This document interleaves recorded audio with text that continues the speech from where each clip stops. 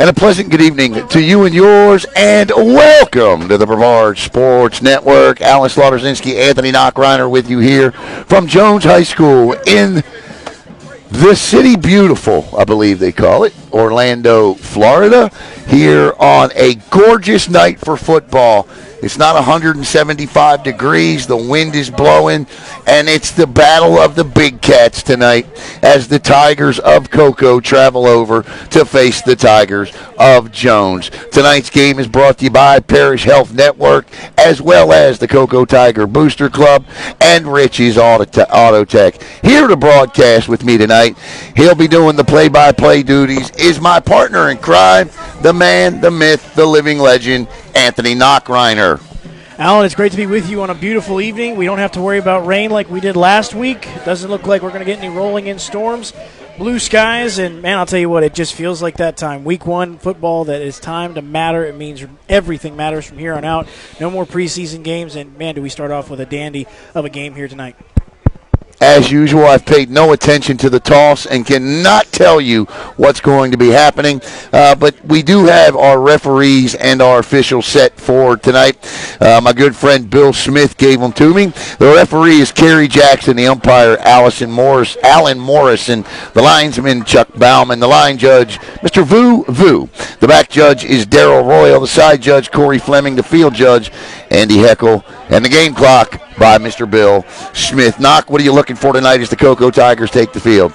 What I'm looking for tonight, and we talked about it last night on the preview show, is the fact that sophomore quarterback Brady Hart, there is a lot of things to like about what he did last week against Satellite in the Kickoff Classic. There were some things that are going to be desired that he has to improve upon in a game where it's going to be a very, very, very tough defense, a very athletic defense. He's going to have to read where pressure's coming from. They've got one heck of a defensive end that's going to be bearing down on him, DeAndre Robinson, already a Texas Longhorn commit. So they're going to have to keep eyes on him and where that offensive line is going to have to make sure they may have to shift protections towards him to make sure that way he doesn't put too much pressure on the sophomore quarterback as he tries and finds open holes in this Orlando Jones defense. So that's going to be one thing I'm looking for, and honestly, I'm looking for the defensive line battles here. We got two great defensive lines. You go back to Stephen Cassis, you got Dallas Coy, LaTroy Richardson, and DeAndre Robinson, who I just mentioned for Orlando Jones, and then Davion Hawkins Ingram, and Devarius Robertson, Lauren Ward, and Javian Hilson for the Cocoa Tigers. We got two monster defensive lines here tonight, Alan. I tell you, happy birthday to quarterback Trevor Jackson as well. He's got a big weekend ahead of him for Jones. Tomorrow, he decides where he's going to go to college. If you look at the recruiting places, Knock, Ole Miss is the warm or the hot. I mean, this young man is a tremendous gifted athlete, and the Cocoa Tigers, are going to have their hands full with him tonight. Yeah, Trevor Jackson is going to be 6'3", 195 pounds. All of that 6'3" to be able to see over that offensive line. And so, I mean, Trevor Jackson tonight, if Cocoa wants to have success, they got to get pressure on him. They got to get hats on him. They can't let him escape out of the pocket. They got to try and force him into some mistakes, force the ball where he doesn't want to put it. So that's going to be a big job for this Cocoa defense tonight. And, Alan, we've talked about it. This is a defense that Cocoa has to lean on. So this defense has got a tough job here tonight. No doubt about it. And it looks like the Jones Tigers will receive and the Cocoa Tigers will kick off. Young man, I tell you what, they got a good senior kicker. But here to tell you all about it, he's going to deliver the play-by-play again. Knock, it's all yours, buddy. Thanks, Alan. As we get ready, we will see Jalen Smith and Tariq Hollinger back deep for the Orlando Jones Tigers. And we will see Gunnar Trout, the kicker for the Cocoa Tigers. Does a nice job. Actually, check that. Yeah, okay, Gunnar Trout. I changed his number from last week. He's number 88 now instead of number 56. And I just want to say that I want to thank Mr. Orlando Norwood for his hospitality. Athletic director, Ms. Bellamy, have been fantastic, and we're off. We are ready to rock and roll as we will see Jones with the football. We'll see. It looks like Hollinger will take it back, and he'll run to his right as he'll try to elude Cocoa defenders. He does. Shakes off two, but he is still on his feet after a hard hit. He'll be knocked out of bounds at about the short of we'll call it the 17-yard line. Great opening hit there by the Cocoa Tigers. Good return. Orlando Jones will start with the football as we look at the clock. With about 11:50 to go, no score. I apologize just about the angle we're going to have, and that's just exactly what you want from your special teams to start this one, Knock. good, hard hitting, and that's exactly what we got here. So the ball is going to start on the Orlando Jones 16-yard line. As we mentioned, that defense for the Cocoa Tigers. We talk about their front four. You got Guilford, Hawkins, Parham, kind of the linebackers. Hester, Brown, Chason, and Battle are the defenders. Cocoa showed nothing but man against Satellite last week. I don't expect that to be the case here tonight. Look for a little bit more zone coverage, dropping two at least, and having two over the top knock. That, playing zone, playing man up against Satellite compared to playing man up against Jones are two different things. Jay Sean Smith actually is the corner here at the bottom of your screen. He'll be starting tonight for the Cocoa Tigers. And then look out for wide receiver number 1. That is Trey Brown. Again, a guy that's got multiple offers, Colorado and the University of Miami at this point. He had some big catches last week against Tampa Jesuit, so he's going to be somebody I'm sure defensive coordinator Matt Diesel is going to keep an eye on and want to make sure he does not get broken free. Talked about him in the pregame, specifically mentioned him.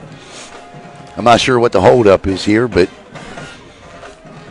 the white hat is... I think everybody's trying to make sure they got the time and the score time ready here, because I think the time is on one screen over there instead of the big jumbotron to our left. You can't quite see it as it's going to be on the other side of the field, but I think that is what officiating is. You don't think it's a big game night? We got all 4 news stations here tonight. We got the Orlando Sentinel here in the press box with us. This is a pretty big game, Knock. You talked about it, during our pregame earlier. The fact that this is probably the biggest game in the Southeast, potentially, in terms of matchup between, you talk about highly ranked powers. And, of course, Orlando would be here. They don't have to go very far for this one. One of them. Yeah, one of them for sure. I mean, St. Thomas and those guys are playing some pretty tough competition. But in terms of typical public high schools, yeah, this is it right here. There ain't no doubt about that. These two teams, this is an anticipated matchup. And look, Jones has owned the counties. Since 2019, they're 33-2 against the likes of Brevard. They beat Cocoa last year for the first time in 11 tries since 2004. Coach Elijah Williams is looking to build that tradition here, in which, in those 11 previous wins, Cocoa outscored them 482-85. Wow. He put a stop to that last year. Absolutely. As now we resume action, Trevor Jackson, the quarterback in the backfield. We'll see talented senior running back Jerian Parker in the backfield with him as we see a doubles formation. Handoff will go to Parker on the first carry. He's able to slip through the middle of the defense, makes one man miss on the right side. Parker now free in the secondary, continues across the 40, and he'll be brought down at the Cocoa Tiger 31-yard line. Nothing but a straight RPO, put it right in his belly, and away he went. Knock. A tremendous run. That's just mano-a-mano. We're going to run the ball down your throat. Can you stop it? The answer for the white, black, and orange is no on that play. So not the way the defense wanted to start things off here is the... Oh, they're going to call him, I think, out of bounds more at the 38-yard line, so check that. Ball spotted at the Cocoa 37-yard line. 37-yard line. So first down and 10 after the big run from Parker. Trips to the near side. Trevor Jackson throws quickly to the receiver, and that is Walkie Ambrose. Ambrose will pick up a couple here, maybe about 5 on the first pass of the night, so a completion there for Jackson. Bring about second down and 5 for the Orlando Jones Tigers. Actually, they marked the ball a little further, give him 6, so it'll be second and 4 knock. And the thing is, that's just a quick out, picking up 6 yards on first down. That opens the playbook up here for Jones. Second down and 4. Handoff again to Parker right up the gut, and this time met quickly by a host of Tigers. Chase on the safety, and Hawkins along with Lauren Ward in on the stop for the Tigers. Lauren Ward got in there that time. He got the inside step on his man, but I like the hurry-up offense. Trevor Jackson, Elijah Williams, and this Orlando Jones offense is running. They're going to test the Cocoa Tigers in the heat early, Knock. Absolutely. A pass here from Trevor Jackson thrown quickly to Trey Brown. Brown makes one man miss. He'll be brought down quickly by Samandre Hawkins, the linebacker, making a nice play. Be a couple of yards, and it'll be enough for a first down, so it'll be a first down and 10, ball on the 26. Quickly approaching the Cocoa Tiger Booster Club quarterback. Red zone here, the ball at about the 25, Knock. Jones driving on the opener. First down and 10, trips formation to the right side. Jackson pulls it this time. He's going to run to the right side, and he's quickly wrapped up by the safety, Chasen. Nice job making an open field tackle on the elusive Trevor Jackson. That's just good technique tackling right there. As he comes down, he seals the edge. He cuts Jackson's legs out from underneath of him, keeps him to a gain of 1.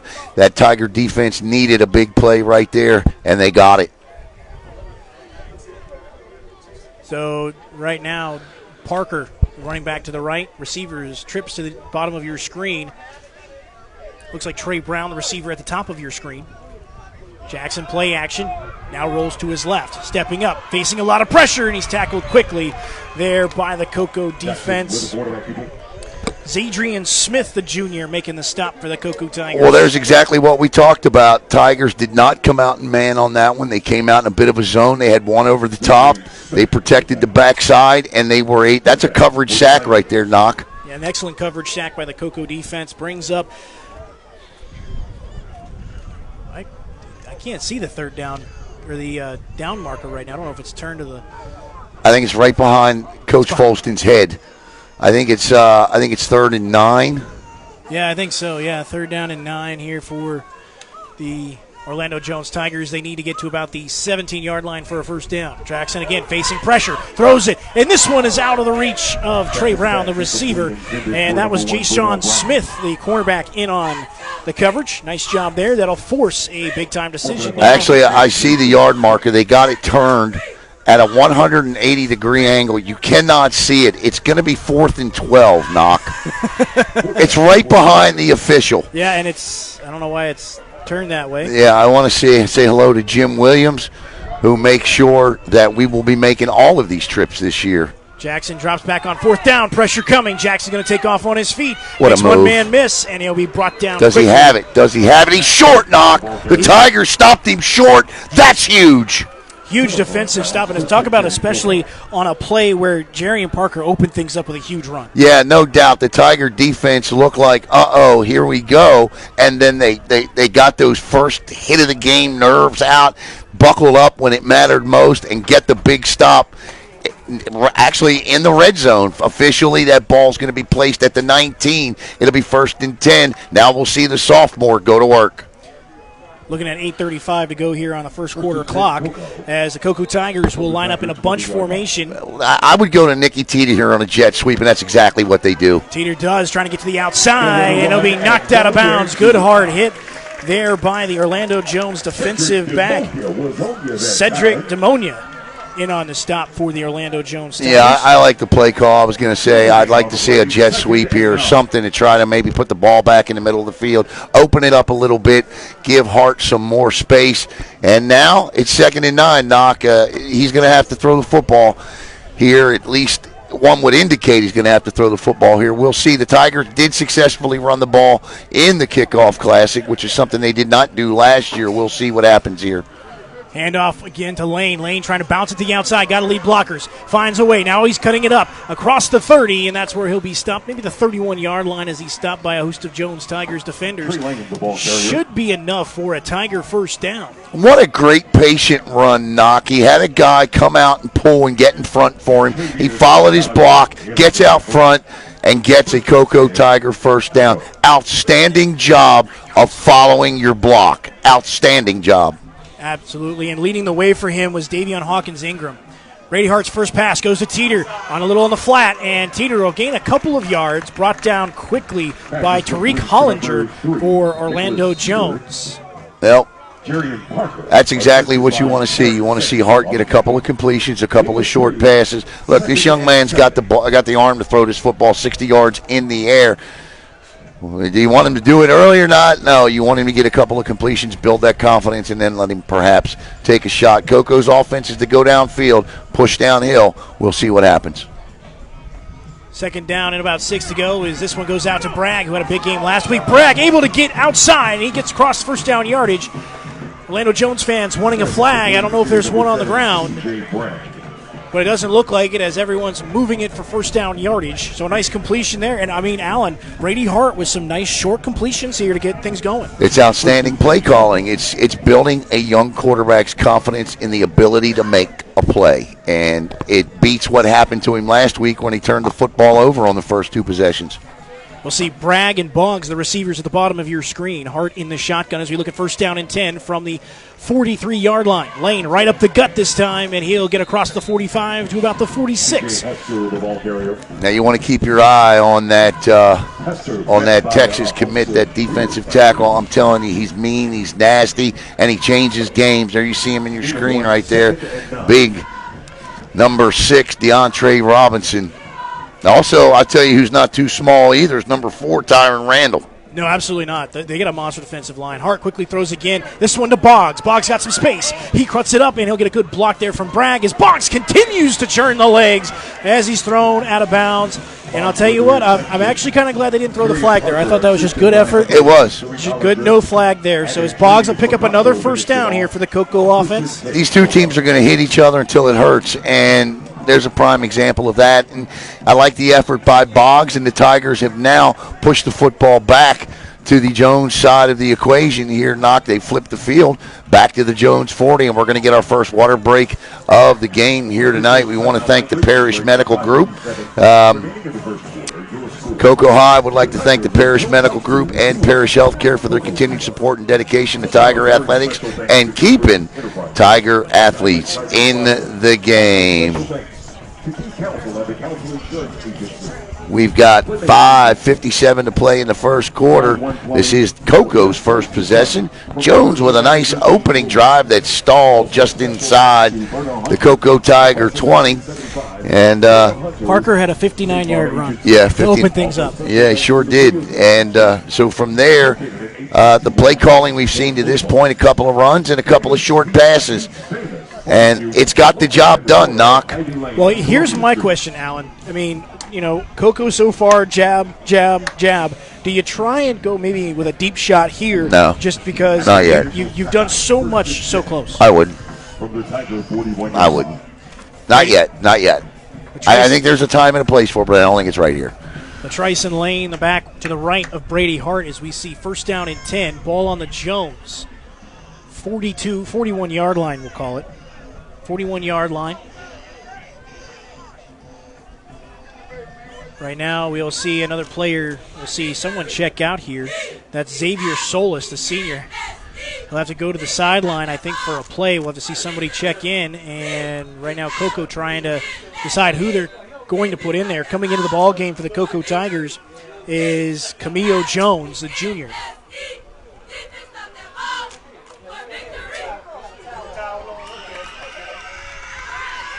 So right now, the Cocoa Tigers, Hawkins Ingram in that up back position. Two receivers to the top of your screen. Look like Boggs and Bragg. Bragg in the slot. Bragg moves in motion. Latrice and Lane now with the handoff. He'll get across the 45 and across the 40 as he's tripped up. That'll be close to first down yardage. Gain of about, I'd say, 8 yards on that carry. I mean, that left side of that Cocoa Tiger offensive line just opened a hole that I don't think they have lanes that big up on 408 to drive through. That was a nice play there. It closed quickly as the speed of that Jones secondary shut the door. But I tell you what, these guys are battling up front. And then, listen, the Jones Tiger defensive line is not small. They got Dallas Coy up front, about 250, and then you got LaTroy Richardson, a big boy as well. Hart quickly throws, and this one is going to be off the hands of DJ Bryant. That was dangerous, as that one just didn't get deflected down. That got deflected up. Yeah, no, that can can be catastrophic in a hurry, but the good news is it's not, and the Tigers will live to play another down. This is a big third down here because you get the feeling these two teams have punched and counterpunched, and, well, it's third down. We'll see how the Tigers, obviously 4-down territory if they don't pick up at least another 10 yards. Not quite in Marcus Trout territory. He's got about a 40, 42-yard foot, but we're not there yet. You mean Gunner Trout? Gunner Trout. One of the Trouts. Well, Marcus is at Holy Trinity, so. And that's a fun one. They got Cocoa Beach. Yeah, and they got a penalty. I missed the penalty. I did not see who the penalty was on. So, yeah, it's on Jones. Unsportsmanlike penalty. So, a 15-yarder on Jones, moves the Cocoa Tigers up. That's and first down, so don't have to worry about that third down. That's unfortunate. The ball will be spotted about the 20. I want to say hello to Anthony Session watching, my man, my family there. Ooh, we got a Markel, score. yeah. Who's the score? Cocoa Beach 7, Holy Trinity nothing. Yeah, I took Cocoa Beach to win that game. 1st and 10. 1st and 10. Ingram's the man in motion. Latrice Lane gets the handoff right up the gut, and he is stuffed right by the linebacker, and that was Lamarius Fair who stuffed him right in the middle. As big as that hole was on that last play, is as small as it was on that one. Gain of 1, 2nd and 9. 2nd down and 9 for the Tigers here. We'll see Bragg and Boggs, the receivers, to the near side. Or I'm sorry, receivers at the bottom of your screen. DJ Bryant, along with Nicholas Teeter, the receivers at the top of your screen. As we'll see another offensive lineman check out. Damian Seymour now out, and we will see Cameo Jones come back in. So right now, either Coco kind of trying to keep their offensive linemen's legs fresh, or not entirely sure, but Hart will drop back, looking to go deep, looking for Bragg, and that one's too far out in front. Good coverage there by Orlando Jones. That was covered by Tariq Hollinger. Yeah, it was floated that one out there a little bit. At least I know now to loosen up the grips on the camera a little bit. I couldn't turn the camera. I was like, oh my goodness, if this is complete, Coco's going to kill me. So big 3rd down here for the Cocoa Tigers. We'll see Bragg and Boggs, again, the receivers at the bottom of your screen. I like the call, though. That was the right time to take that shot. Yeah, I mean, and we saw success with that last week, so an incomplete there for Brady Hart. Again, now need to get to about the 10 for a 1st down. Brady Hart now having to move, and we got a flag, and it's caught by Bragg. Bragg moving, another shifty move, and he'll be knocked out of bounds, but it will be a holding penalty as big number 6, DeAndre Robinson, the senior, was held. And this is coming back here. Sorry about the tent. Nothing I can do about that, but good catch, good pitch, but we'll go for naught. The Cocoa Tigers will be backed up to about their 29-yard line, unless this is a spot foul for holding. Can't always remember that in high school, whether it's a spot foul or just 10 yards from the line of scrimmage. Holding against the offense. That will against the I mean, it is going to be a long night for either tackle tonight to try and block DeAndre Robinson, the Texas Longhorn commit. He is a big boy, 6'4", 305 pounds, and he moves like he's about 225 pounds. Big noise here on 3rd down. So 3rd down and about 16. Ball right now sitting on the 29-yard line. Again, they need to get to about the 9 for a 1st down. Teeter and Bryan at the top of your screen. Boggs and Bragg here at the bottom of your screen. Lane the back to the right of Hart. Hart shotgun snap, looking to throw. Goes right over the middle, looking for Nicholas Teeter, and Teeter goes into the end zone for a Cocoa Tiger touchdown. Outstanding throw in stride. Teeter hangs on, gets in, beats the one-on-one coverage. 6-0 Tigers. Gotta love it. I mean, what a call there, going towards the middle of the field, and that's what I was talking about. Brady Hart, I wanted to see what kind of throws he'd make in the middle of the field, and that was a perfect one, leading Nicholas Teeter, and Teeter runs into the end zone. Picture perfect execution on that play, and Brady Hart answers critics, me, and comes out and says, you know what, take that. I know how to play under the big lights of Friday night. So Gunnar Trout now to attempt the extra point as we look at 3:31 to go on the guard, or 3:31 to go on the scoreboard. Gunnar Trout's kick is up, and it is good. 7-0, the Cocoa Tigers lead the Orlando Jones Tigers. Alan, I do apologize. I almost called once again the scoreboard my old sponsor's scoreboard. That's all right, my friend. We'll be right back here on Brevard Sports Network.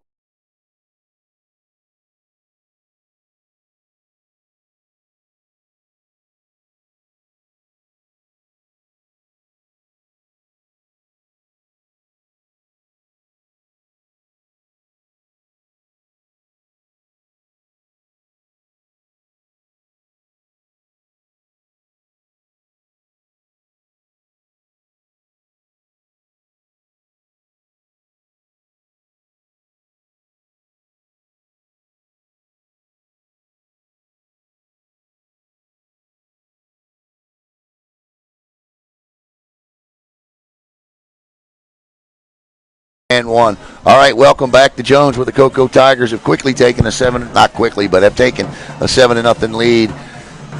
I'll tell you what, Alan, just an impressive drive for the Cocoa Tigers. They started on their own 19-yard line. It was an 11-play drive that occupied about 5 minutes of time of possession. I want to say hello to Coach Fuzzy. Trout will kick this one off. Multiple Jones Tigers back deep, and that is Hollinger once again. Hollinger goes to his right, likes that side as he'll be dragged down by a Cocoa Tiger defender. And we got some extracurriculars afterwards. I saw a Jones Tiger flying. Doesn't look like we got a flag, but either way, first down and 10. Ball on the 20, let's call it the 25-yard line. I'm impressed by the throw from the sophomore there. That was a really nice throw. 3:24 to go on the Parish Medical Center scoreboard. 7-0. The Cocoa Tigers currently leading the Orlando Jones Tigers. We'll see Trevor Jackson come back out, the 4-star quarterback, as he gets ready to make his announcement to where he's going to play college football tomorrow. Jackson looks quickly to throw, and that one is almost intercepted, as that was a dangerous pass. That one took entirely too long to develop. I think maybe Jackson should have put that one down and took off with that one. He threw that ball across the field, and that gave not one but two Cocoa defenders. Again, the Tigers aren't playing man like they did in Satellite. You could clearly see the zone coverage. Guilford was the man that almost had the interception for Trevor Jackson. Trips to the bottom of your screen. Trey Brown, the receiver, at the top. Again, talented running back Jarian Parker to the right of Trevor Jackson. Again, second down and 10 after the incompletion. Jackson drops back, quickly fires to the out route. Nice catch. That was caught by Christian Robbins. Tiptoed, put his toes down. Nice throw, nice catch. So that'll be, we'll see where they're going to spot it just a yard short. So a gain of about 9. As that'll get to the 34. It'll be third down and 1. I'm not sure why Paul Franks can't see the game, but we can. No flag. Gain of I mean, like on our separate monitor. All right, 3rd and 1. 3rd and 1, ball sitting on the 34. Ball needs to get to the 35 for a first down. Heavy set as Jackson will hand off to Parker. Parker finds his way, gets across the middle of the field, and he'll be knocked back by a great effort by C.J. Hester, but Parker will pick up enough for the first down as he gets across the 35 to about the 37. Double D, Daryl Duran, who's decided to take the night and work the studio end of it on the scoreboard.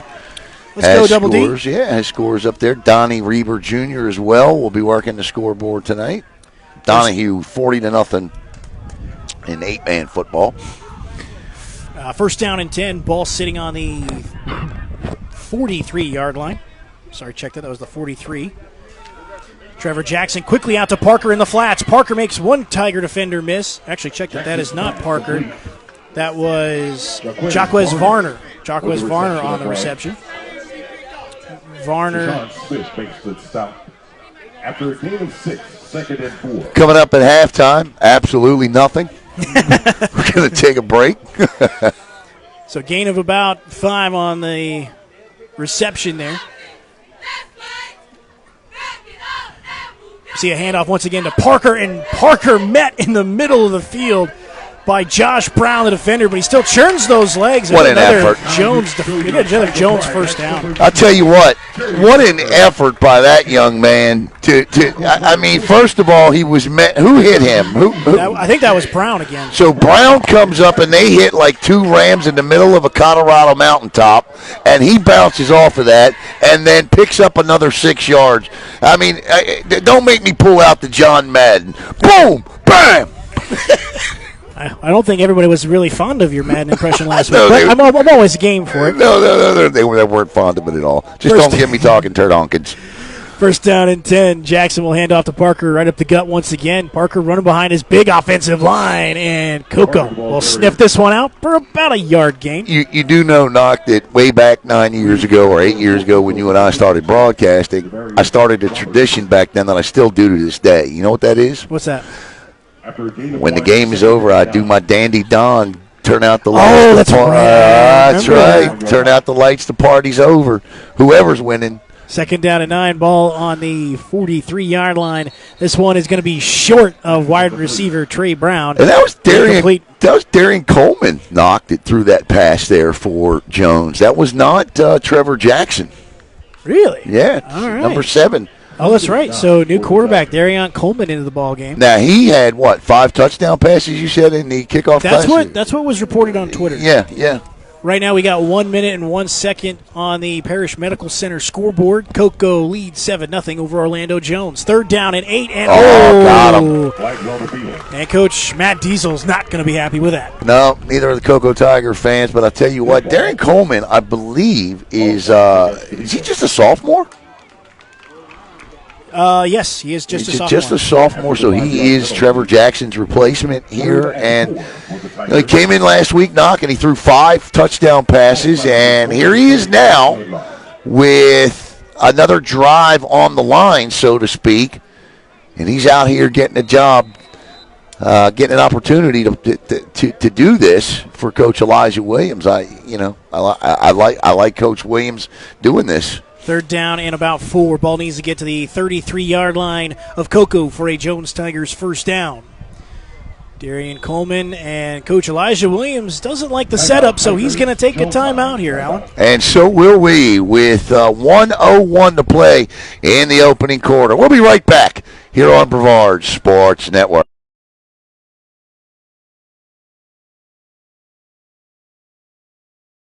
Hello, Space Coast. Alan Slaughter-Zinski for the Brevard Sports Network. I just wanted to take this opportunity to thank all of you for your support of BSN and allowing us to cover your student athletes and come into your home each and every night. Give us a follow on Facebook at Brevard Sports Network, and here's to many more years of top-notch sports coverage right here in Brevard County. Thanks again.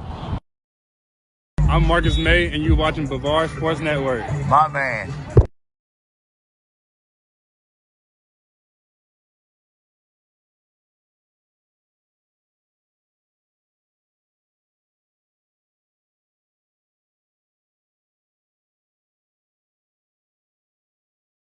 All right, welcome back to Jones High School. The Cocoa Tigers leading 7-0 with about a little over a minute to play here in quarter number 1. And here to tell you how the first quarter will finish up, my good friend Anthony Knockreiner.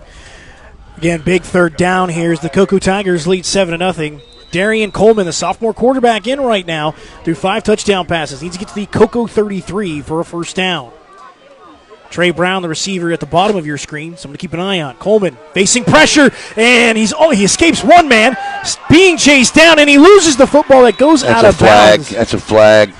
No, he got outside the tackle box there, so it won't be a flag. That's a little Patrick Mahomes escape right there. Javian Hilson was the man on the pressure there, and initially I would believe that was Ward as well.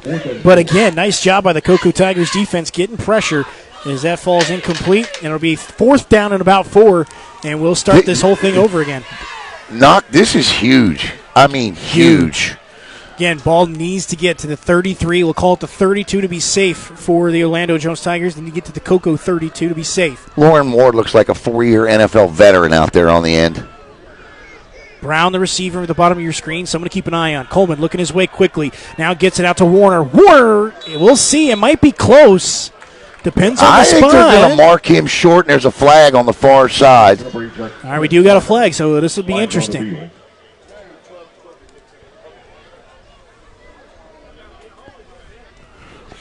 I think he had enough for the first, but we're going to check the flag. And I don't think they covered up the tight end on the other side.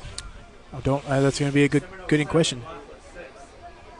What is it? 7-6, Seminole over Rockledge. 7-6, Seminole over Rockledge at the moment. Thank you for the update. Illegal shift by. Good call, Jack. Good call, Alan. Yeah, they didn't cover up the tight end over there, and I didn't know if the official saw it, but he did, and that is not good.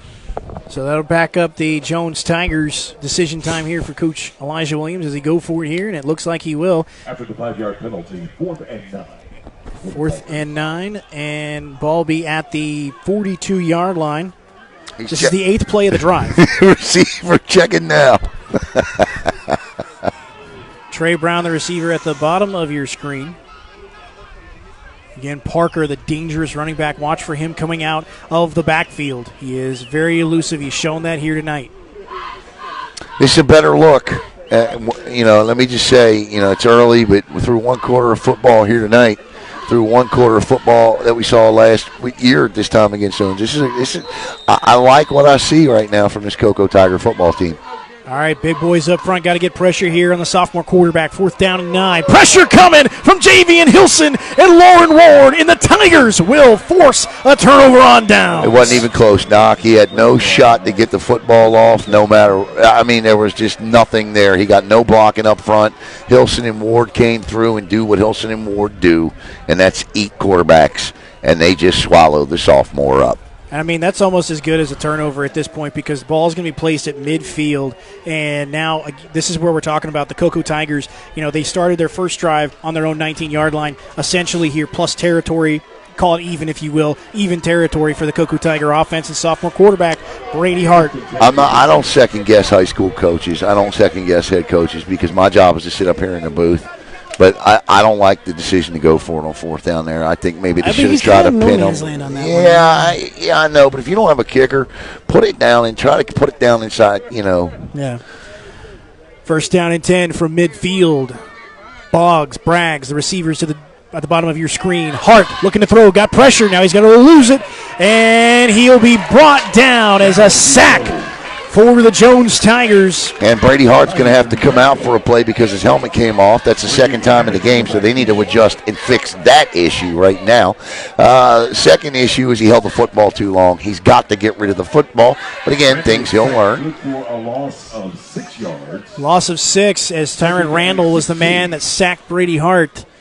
And it looks like we'll see, my guess is it looks like Bragg will take over quarterback, or will we see Malachi Coney's in the ball game right now. Yeah, so somebody's asking what happened to the starting quarterback for Jones. We're not sure. We just know that he was replaced on that drive there, and that Coach Williams had Coleman play last week too, so there may be an alternating quarterback situation going on. We got whistles here as the Cocoa Tigers face 2nd down and 16. They may have burned a timeout here. No, it's the end of the quarter. Oh, is it? Oh, there you go. I can't see the clock. All right, Doc, take us out. That's the end of the first quarter. The Cocoa Tigers lead the Orlando Jones Tigers 7-0 as you're listening to the Brevard Sports Network.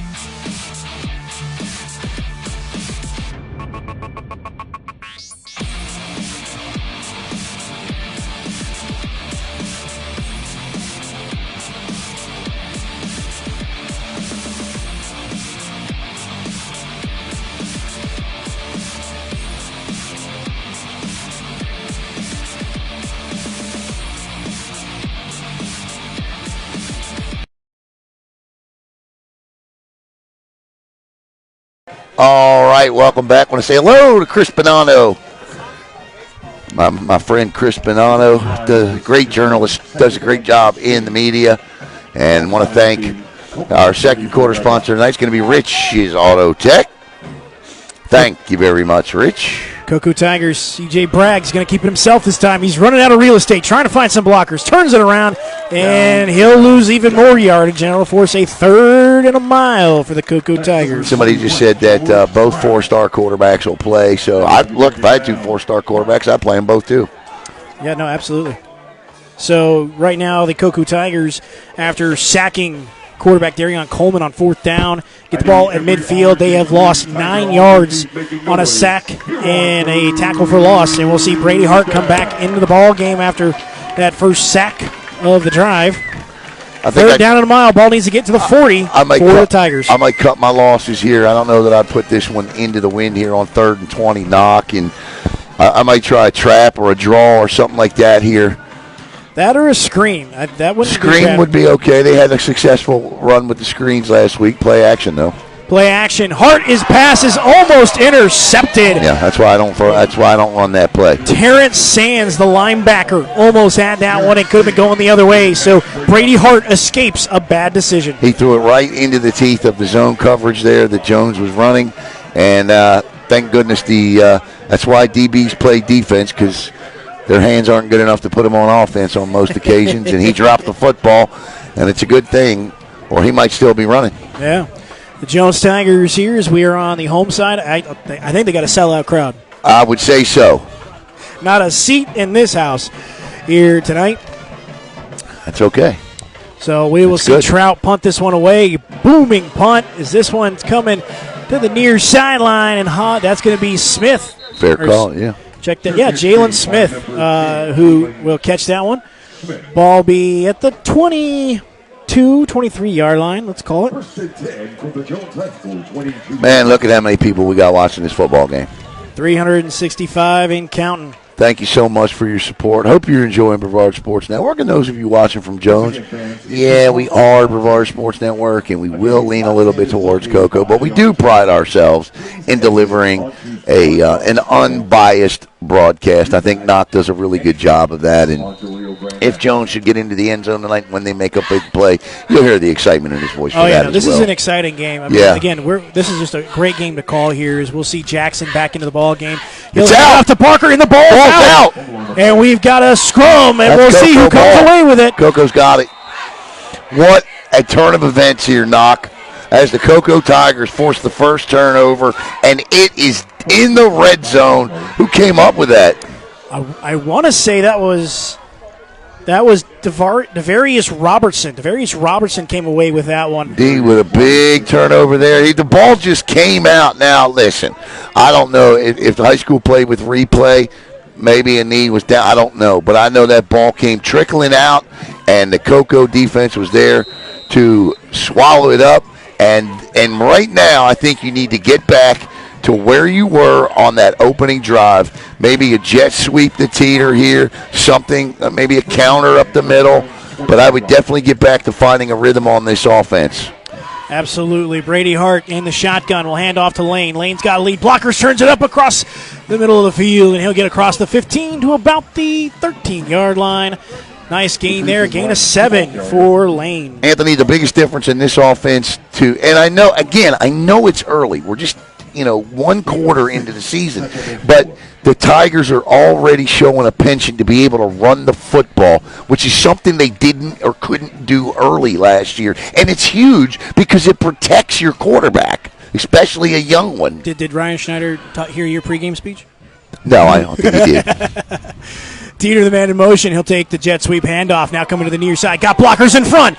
And Teeter is knocked back. But I'll tell you what a play. What a tackle. And I believe that was linebacker Lamarius Fair who knocked him back. Otherwise, Teeter would have had a nice pickup. I'm going to tell you what, the Cocoa Tigers tonight, you have not knocked one time called the name DeAndre Robinson tonight, only to tell everybody that he's a Texas commit. And I think that speaks well of that Cocoa Tiger offensive line. Yeah, I know that Tiger offensive line's been able to create some holes for Lane and for Teeter here as we got 3rd down and 1 for the Cocoa Tigers. They need to get to the 10 for a first down. And it's Ingram, the tight end, who lines up right under center and takes it. Gets it to about the 6. I tell you what, they put that play in the playbook, obviously, for him. That's the Travis Kelce play right there. That's the play we see Travis Kelce line up behind the center and just take the snap and push forward. That's exactly what he did there. And why not with his size and speed? Look at this. He's going to do it again. Why not? And Hawkins Ingram. Yeah, they Right just up get the behind and gut. push. Is he in? I think he's in. We'll see what they call here. We don't got a signal yet. Yes, there is. There it is. Touchdown. Touchdown, Cocoa Tigers. So that would be Davion Hawkins Ingram, back-to-back plays, and a touchdown run for the tight end.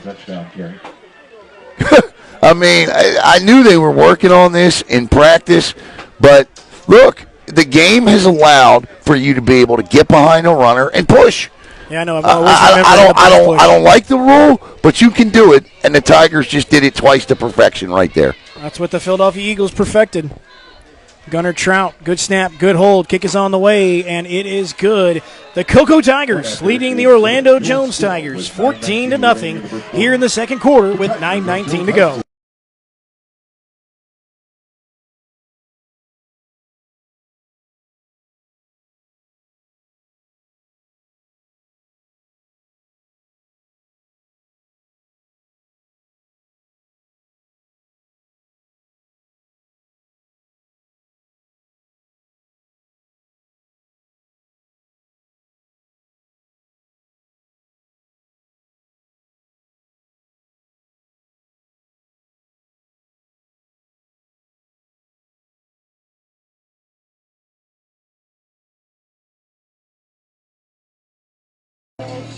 That's called pot, knock, pot, P-O-T, points off turnovers. And the Tigers didn't waste any time in creating that, did they, Anthony? No, I mean, again, that's what we talked about in the pregame. The fact that this Cocoa defense was going to be leaned upon. They needed to get turnovers, create short fields for the sophomore quarterback, and that's what they did here. Yep, sure did. So right now, Gunnar Trout getting ready for his approach. See Jalen Smith back, along with, I believe, Terrence Sands to return this one for the Jones Tigers as Trout puts boot to leather. This one's returnable for the Jones Tigers as he comes to the near side, gets the sideline, continues to miss, and will be brought down. Good return as it looks like it'll get across the 40 to about, might be the 38. Yeah, they needed a big return. They need a spark here, and we're going to see who comes back at quarterback. Will it be Jackson or will it be Coleman? We're going to find out here. Jackson, of course, Trevor Jackson, of course, celebrating his birthday and making his big commitment decision tomorrow. And, of course, Coleman a couple of years away from that. And they're going to come back with? Looks like Jackson again. Yeah, Trevor Jackson again. Trevor Jackson back. So Coleman the last drive, Jackson this drive. Parker the back to his right. Brown the receiver as Parker continues to find a way to elude Cocoa defenders as Captain Samadre Hawkins makes the big stop. And we got a flag coming from the back end. So the helmet is off back there, so I'm going to assume this is going to be an unsportsmanlike conduct on somebody. But who, we'll find out. Jarian Parker, the running back for the Orlando Jones Tigers, again talented, and I mean on that run again, you think he's swallowed up by that big defensive line for Cocoa, but he finds just a little bit of wiggle room and is able to escape it and gain 6 yards. We'll see what this penalty does. This was a game that Cocoa led last year 13-7, so I know Tiger fans are feeling pretty good, as you have a right to do, but don't forget, in a span of 35 seconds last year, Jones put up 14 points, took a lead that they never looked back on and winning 27-19. So Cocoa needs to maintain, and that's going to go against Jones, and that's the one thing they did not need, Knock, was 15 yards to play behind the sticks. Playing behind the sticks, especially 15 yards behind the sticks, put your offense in, especially with a defense as good as Cocoa's, is almost like might as well be fourth down. So the Jones Tigers 15-yard penalty bring them back to about the 29-yard line. So first and about 15 now, or sorry, first and about 25 for the Jones Tigers.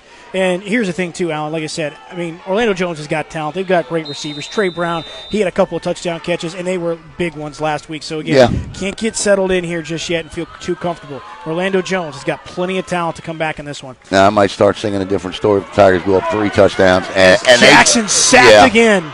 Yeah, it's going to be second down, Knock, and a trip back to Cocoa for a first down. And I'm just here to tell you right now, Lauren Ward cannot. What they used to say on what my good friend Stuart Scott used to say, you can't stop him. You can only hope to contain him. And Jones ain't doing that either. No, Jones is having a hard time right now with Ward and Hilson, and that is just a big-time trio. And those are guys that we saw last week give Satellite a lot of problems. And so right now that defensive line, and listen, I'm becoming a big fan of this defensive line between O'Galley and Cocoa, man. They are just so fun to watch. Watch these big boys go to work. Tomorrow's week 0 in college football. These two guys could be out there playing for somebody tomorrow. Absolutely. Ball on the 17-yard line. Third and a mile. Jackson eluding pressure again, and he's going to be dropped maybe at the line of scrimmage. I think so, and that's going to be 4th down and a mile for Orlando Jones. Yeah, no gain. I'm going to give him a sack officially. I mean, nowhere to run, nowhere to hide right now. That Cocoa Tiger defense. And Knock, where the confusion, if you're a student of the game, the issue, both these Jones quarterbacks can throw the football. The issue right now, kudos, we said that one of the biggest question marks for this team was that secondary, right? Because they graduated 4 D1 players. Knock, right now, that secondary is playing lights out. Those are coverage sacks. The quarterback had time, but that secondary in that zone are doing their jobs. Oh, look at that. Snap is over the... That's a safety. That's a safety for the Cocoa Tigers. Wow, man. So the Cocoa Tigers take a 16-0 lead with 7:08 to go in the second quarter on the Parrish Medical Center scoreboard. And right now, the Orlando Jones Tigers right now just trying to do damage control, try and reset, try and get things back under control here, as unfortunately mistakes are starting to compound for the Jones Tigers. Yeah, this is not a good thing right now for Jones, and you learn a lot about your Jones has got. Look, they were a Final Four team last year. They've got some aspirations this year to be a state champ, or at least get back to playing in that kind of that kind of football. Right now, they got to get it together here. And they had a penalty knock, or no, I'm sorry, never mind. They chose to punt from the 20 or kickoff from the 20. So right now, just to recap things for you here, the Cocoa Tigers took their opening drive. They went 11 plays for 5 minutes, and it was a 29-yard touchdown pass from Brady Hart to Nicholas Teeter. Then on a fumble, the Orlando Jones Tigers fumbled on their own 20-yard line. Cocoa defense recovered it. They take over, and it's a 5-yard touchdown run by Davion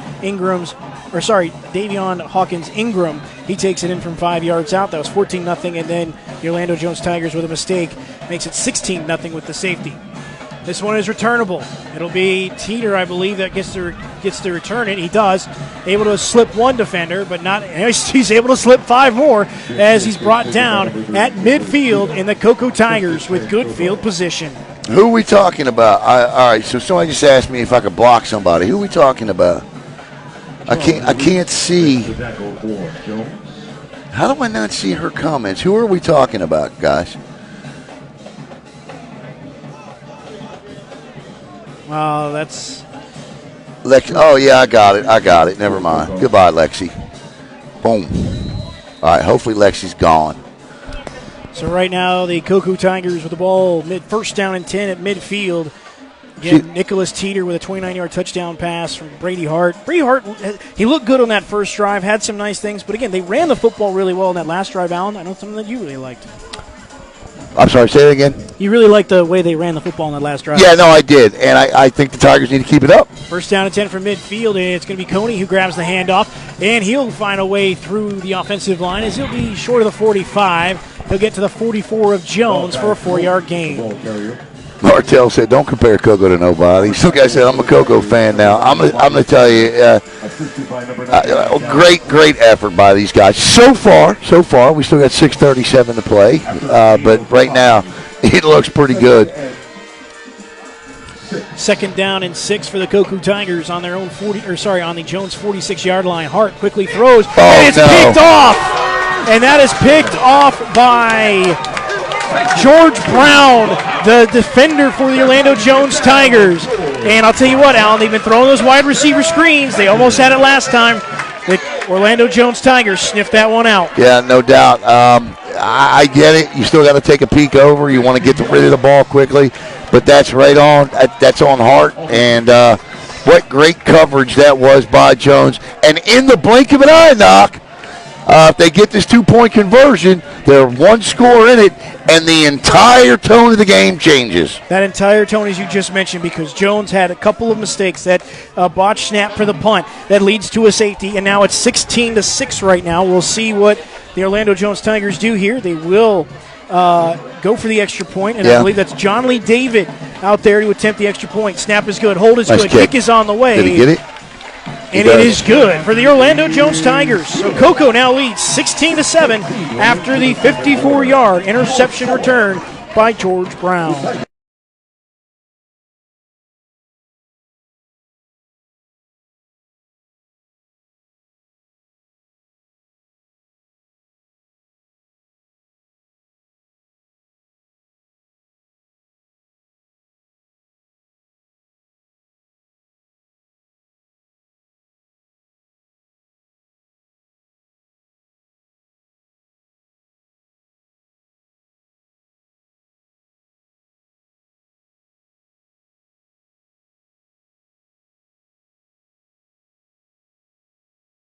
All right, welcome back here to Jones High School. I believe they're going to take the water break here as well, it looks like. So maybe, maybe not. But the bottom line is this, Knock. We've got ourselves a new football game after the pick six. This is one of my favorite plays.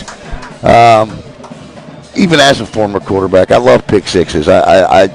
Because pick sixes do exactly what that one just did, and that's changed the entire complexity of the football game.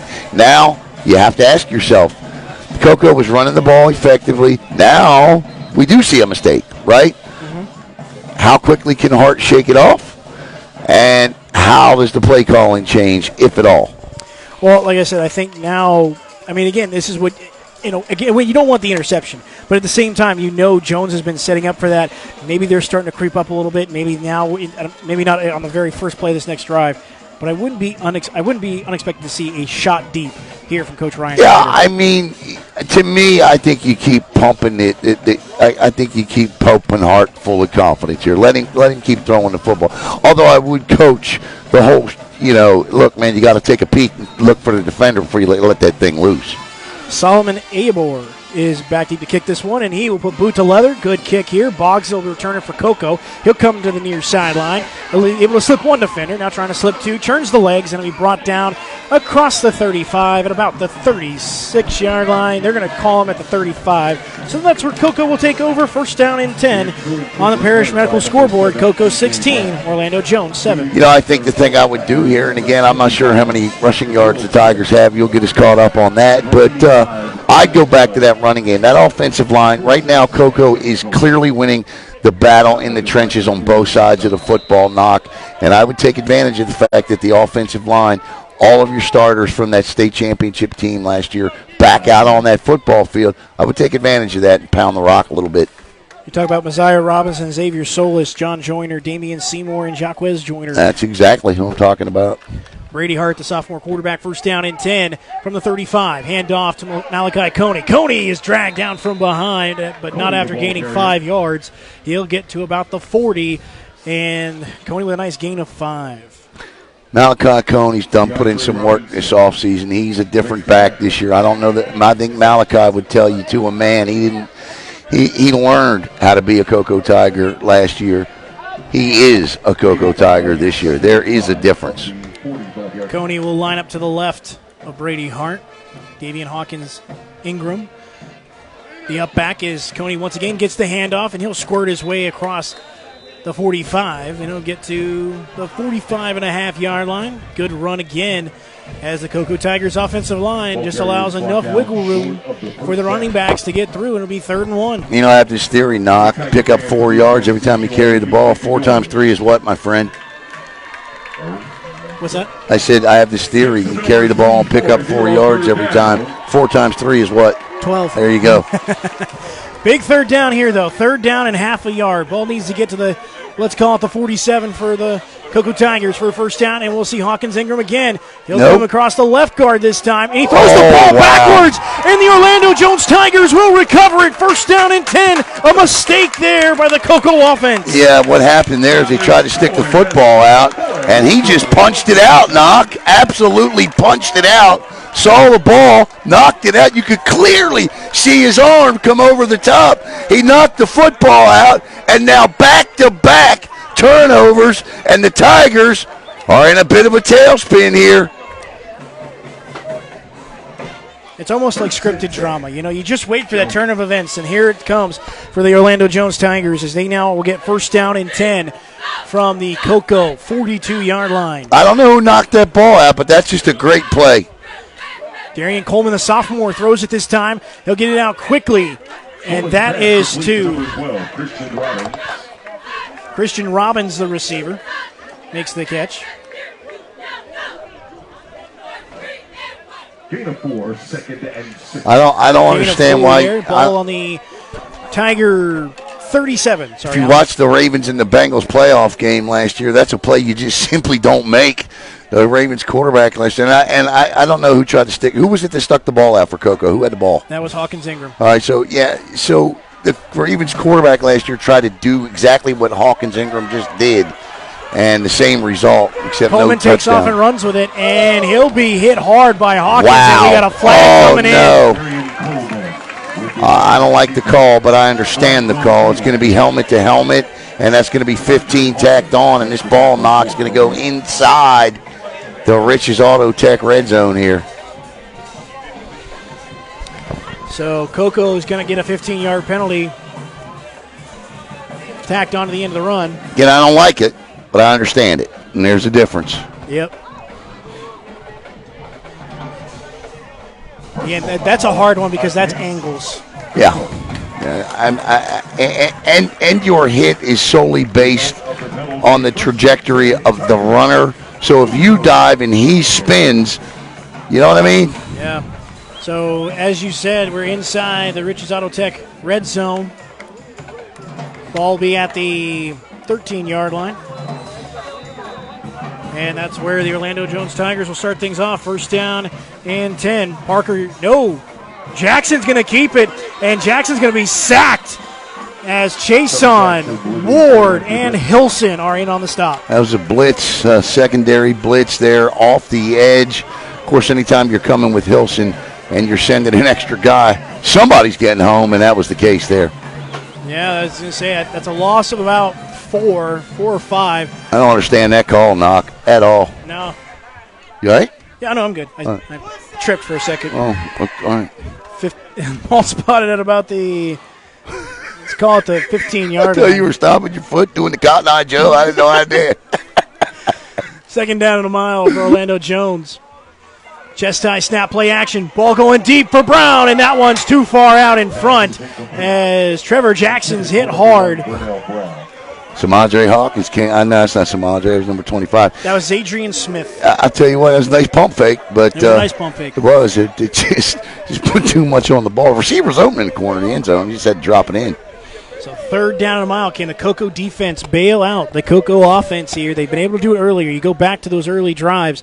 Coco on the opening drive for Orlando Jones. Coco Tigers defense after a 54-yard run stopped them on fourth down. Again, Coach Elijah Williams in no man's land here. I don't know if he's got quite the leg. Got a kicker that's got quite the leg from this distance. So he may be forced to go to fourth down, but we'll see what the defense can do here on third down. Ball needs to get to about the 1 for a first down. Pressure coming once again. Ward chasing him down along with Hilson. Quick throw. We got a penalty flag. Trey Brown comes up with it. We'll see if it's a catch call. No, referee says incomplete. But I am curious, the penalty flag. I'm not sure. Josh Brown over there along with maybe C.J. Hester. That's in the area of a defensive hold, Knock. Curious to see because, again, this penalty could potentially bail out Orlando Jones in a deep situation. Pass interference. So it's pass interference they call. I didn't see the play, so I can't sit here and criticize it. I didn't see the pass interference, so that's what I'm saying. I was going to say, I think this is going to be half the distance. Or no, it's going to be, okay, yeah, so about 10-yard penalty there for the Coco Tigers. They'll still bring up third down and about 4 as the ball now gets moved to about the, I want to say the 7-yard line. It's tough to see on that side. Trevor's got to get them in here. You got to capitalize on the second straight turnover. Coco Tigers defense in a pickle here. Third down about 4. Ball needs to get to the 1. Jackson in the shotgun. Chest high snap. Looking to keep it this time, and he runs right into the arms of defensive end Javian Hilson. That's a good play, actually, by the quarterback there. He didn't see his – he looked. He didn't waste too much time, and he stepped forward, didn't lose yards. You can't lose yards down here. Now it's 4th and short, decision time. What do you do if you're Coach Elijah? Looks like Coach Elijah Williams is going to send out his kicker, and that's going to be John Lee David, the junior. So this will be, again, so tough to see where the spot is. I'm guessing it's about the 3 or 4 yard line. So looks like it's on the 21-yard line, 21-yard field goal that's attempt? what I would say. And he's kicking from that right hash, so he's got to put a little bit of a left angle on this thing, and he's a right-footed kicker. This is not an easy kick. Snap is good. Hold is good. Kick is on the way, and the kick is no good. Yeah, he pushed it. You can No clearly good. see it. He pushed it. So the Cocoa defense stands tall again, Alan. Yeah. Want to say hello and thank Jim Williams here, and and you know what? You'll take it. They fail to capitalize. Again, one of the biggest things that people don't talk about enough at any level of football, high school, college, or pro, is creating points off turnovers. Those that do that the most win the most football games. And Jones tonight with 7 points off turnovers. Cocoa with 7 as well, Knock. Yeah, I was going to say tonight's just been such a fun game here and defensively. I mean, and that's the thing, too, because it looked like for a second we went 14-0, then it went 16-0. So many mistakes by the Orlando Jones Tigers in a sequence. But then all of a sudden, the pick six, now a fumble recovery. Orlando Jones, again, I mean, a tough break there. They wanted to get points as we see 1st down and 10, as we will see Tryson Lane get the handoff, and he'll get a couple of yards as he's brought down by George Brown, the defensive back for the Tigers defense, for a short gain of about 4 yards there for Lane. Also, once again, want to thank Jim Williams, who is in South Korea. Jim has stepped up to pay for every Cocoa Tiger broadcast. You'll see them all here on Brevard Sports Network. Sing along at home with me if you know the words, except for one. And 2nd down and 6. Unfortunately, you won't see that one, and maybe one day. 2nd down and 6 here for the Cocoa Tigers. Brady Hart in the shotgun. Pitches out to Lane once again. Lane turns it upfield, got lead blockers, but it'll be stuffed there, and that looks like Lemarius Fair once again. I'm not going to be in favor of any offensive play call by either of these two teams that calls for a running back to go east or west on the opposing defense. They're too big. They're too quick. You're not getting outside on these defenses, Knock. No, there's just so much speed on the outside. As we look at the Parish Medical Center scoreboard, 58.6 seconds before halftime, the Cocoa Tigers currently leading 16-7 over the Orlando Jones Tigers as we get ready for the halftime. I want to thank Timeout as well, Timeout Sports Bar there in Cocoa. We'll try to squeeze a post-game show or two in there before the season is over. And, of course, the Cocoa Tigers Quarterback Club. They do a terrific job. Check them out online at Facebook if you want to become a member. Attend a meeting, pay $50. You're in. And, of course, we also want to thank another sponsor, Clean, residential and commercial pressure washing, soft washing, roof cleaning. We just ask that you support those sponsors that support Brevard Sports Network and Youth and Prep Sports. Let's keep it local, shall we? All right, as Cocoa faces a 3rd and 5, here to tell you how they will or won't get there will be Anthony Knockreiner. 3rd down and 5. Ball needs to get to the 30-yard line for a 1st down. Handoff again to Lane, and Lane picks up the 1st down yardage and more before he's tripped up. He'll get to about the 40. He'll get to the 35-yard line. Good run. That's a nice 1st down run. Good run, north and south. Good quick block in there. Center and guard opened that hole, and he jumped right in. So 1st down and 10 for the Cocoa Tigers. They do stop the clock, 55.1 seconds to go on the Parish Medical Center scoreboard. Handoff again goes to Lane, spins to his right, and it'll be brought down by a host of Jones Tigers. And it'll be gain of about, let's call it 3.5 yards. We'll call it 4 yards there. Bring up 2nd down and 6. Dante Williams with a very good question. Does high school football run play-action passes at all? You know, I ask myself that same question every week. And I'm not just trying to be funny. Pitch out once again to Latrice Lane. Lane cuts it up once again, spins, and it'll be stopped by another gang tackle of Orlando Jones Tigers defenders. And we got a flag as there is just a little too much there. That's going to be 15 yards, so that's going to put the football Knock at the 50. All right. So 16 seconds left, by the way. yeah, so you got time for one pass, take a shot, see if you can get Trout set up somewhere where you can get one off real quick. But you can't do that. And I think, yeah. Stephen Cassius, the guilty party there on that. Well, here's the thing you can't do. He threw him into the referee. So, that's a bad plan. You want to throw him down? Okay, I get it. I hear you. But you can't throw him into the referee.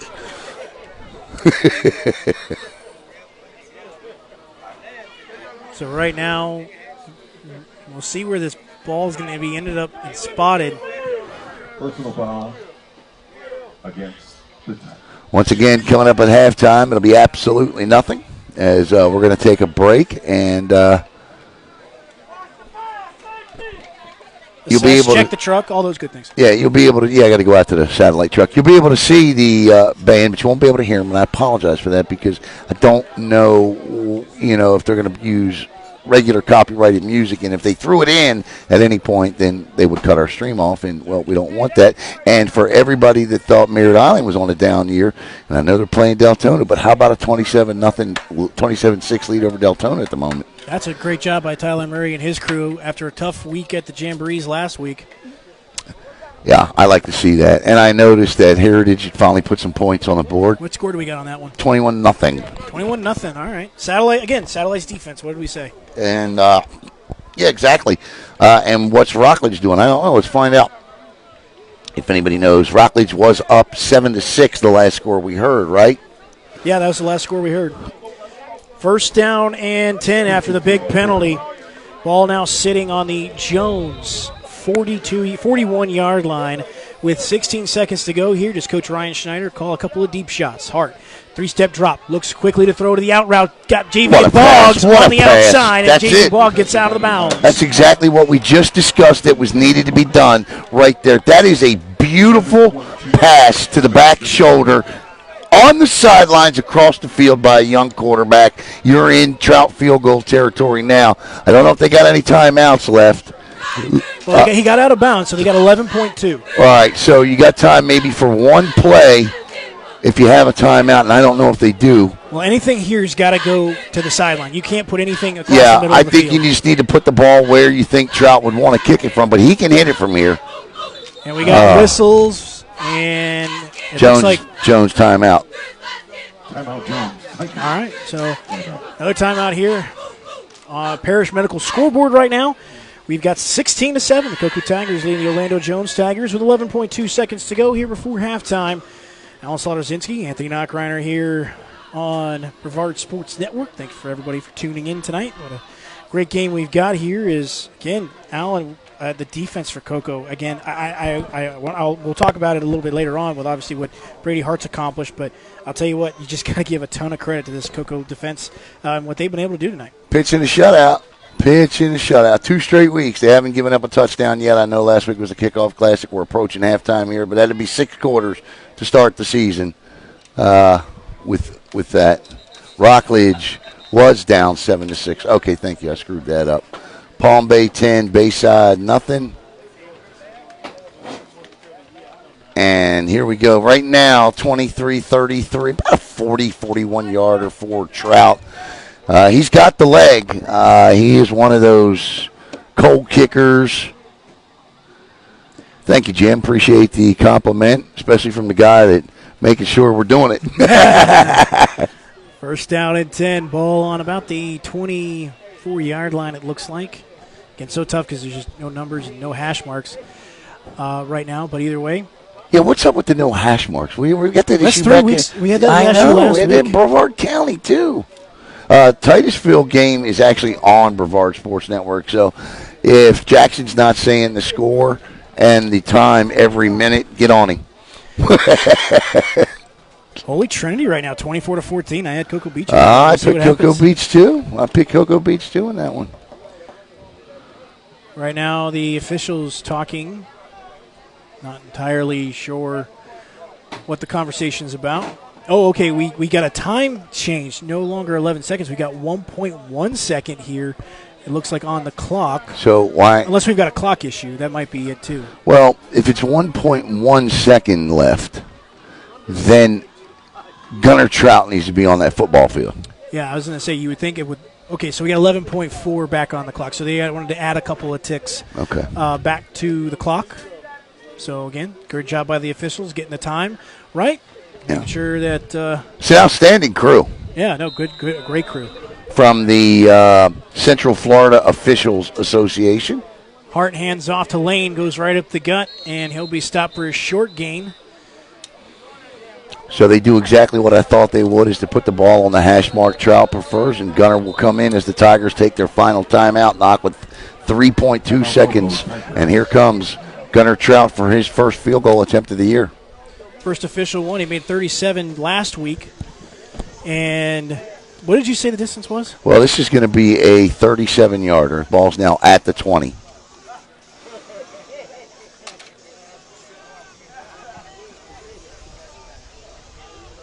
And the wind is blowing from right to left. So he's kicking from the right hash mark, so he'll put an extra, a little bit more of a heel on this. And he's going to want to draw. He's definitely going to want to draw this. A few times I'm able to use some golf terminology. Yeah. Well, if we were talking about me, it would be hook. And that's the one thing he doesn't want to do, is put any hook on it. No. So Gunner Trout attempting the 37-yard field goal here to try and extend the Cocoa Tigers' lead before halftime. Snap is good. Hold is good. Kick is on the way. And it looks good. It's good. Gunner Trout, good from 37 yards out. You know, Cocoa, and I'm not just saying this to rub anything in, but the Cocoa Tigers would be +1 on a state championship if they had kickers like Miles Saito and Gunner Trout. And that is no disrespect to the kicker that they had at the time when they played in those other state championship games. But I'm telling you, man, yeah. All right, so we've reached halftime with your score. Cocoa 19, Jones 7. Back with the third quarter in about 17 minutes.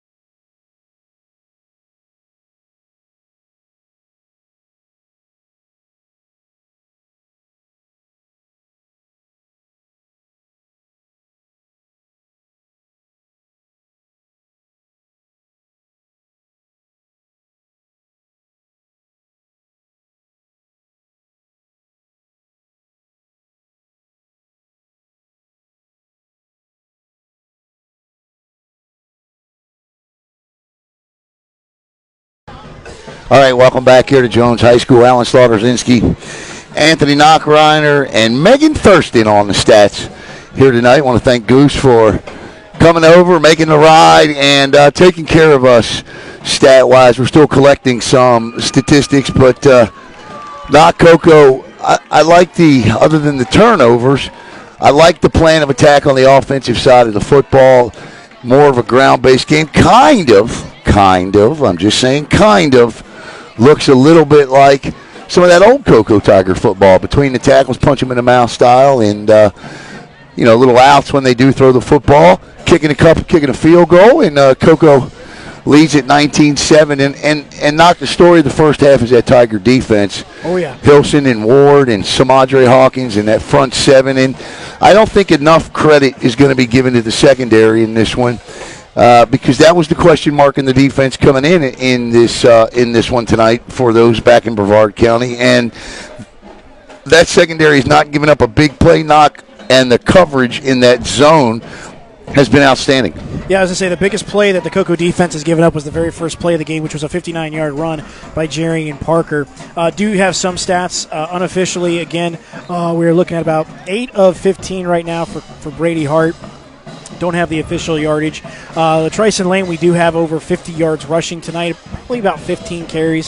So I think he's around 60, 65. And then, again, penalties have been a big story. Coco doing a nice job in that department. It's Orlando Jones right now with about 7 penalties here this evening, and they've had some big ones tonight. So, again, that's a big thing too, Alan. Coco Tigers have been pretty good in terms of the laundry. Big penalties that have really delayed them. They had the one drive where they went backwards because of sacks and tackles for loss. And obviously, as you mentioned, that turnover. But at the same time, too, just a ton of credit to that offensive line and what they've been able to do against a big defensive line for Orlando Jones. Second half adjustments if you're Orlando Jones. Knock for me, the first thing is if you got a screen game, you better find it because you're going to need some quick plays to beat Hilson and Ward coming off the edges. And so I would look for something quick up the middle, maybe some quick counters, maybe a trap if it's in the playbook, something of that nature. If you're the Coco Tigers, keep doing what you're doing. You just can't turn the football over. Yeah, I mean, again, so far, turnovers, I think they're even at this point, 1 for 1.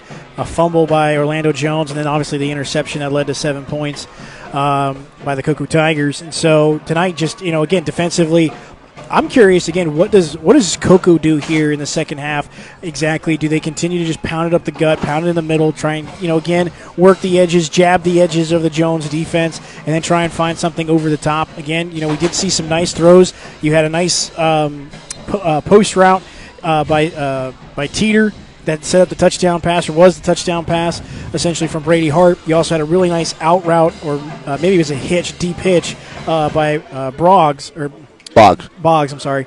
I mean, at this point with those two receivers, it might as well be between C.J. Bragg and Javian Boggs. But you might as well call them Boggs, right? Because they're playing outstanding football tonight. Of course, Boggs getting a lot of looks and love from Ohio State, and what I think the Tigers have done very well here tonight is contained both of these 4-star quarterbacks for Jones defensively. Matt Diesel's game plan has been a thing of beauty, and the Tigers' defense has executed it.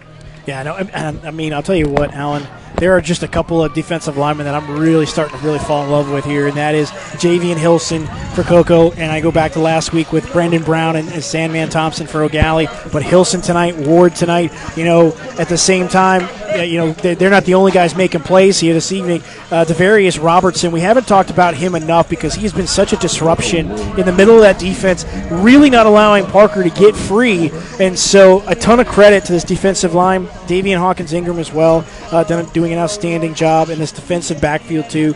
So, again, a ton of credit to the defensive line, and I love talking about the defensive line as a former defensive lineman myself. Yeah, as a former quarterback, I love listening to you talk about the defensive line. They hurt, Knock. They hurt. Oh, yeah. Love delivering the punishment, too. Yeah, no doubt. No doubt about it. The Coco Tigers getting ready to receive the second half kickoff. We will see Solomon Ayabor. I want to thank kick things off. Coco Tiger Booster Club, Jim Williams, and Parish Medical Center. Parish Medical Center Network, as well as want to thank Connect Sports Funding as well, who have stepped up to do a lot of outstanding fundraising for the Cocoa Tigers, not just the football program, but for several programs. And, Knock, we're ready for second half action. Here we go. Again, Alan Slaughter-Zinski, Anthony Knock, Megan Thurston here with you tonight. Here in Orlando, as Teeter will pick this one up from his 3-yard line. Brings it up to the near sideline. He'll get some space, and it'll be knocked out of bounds.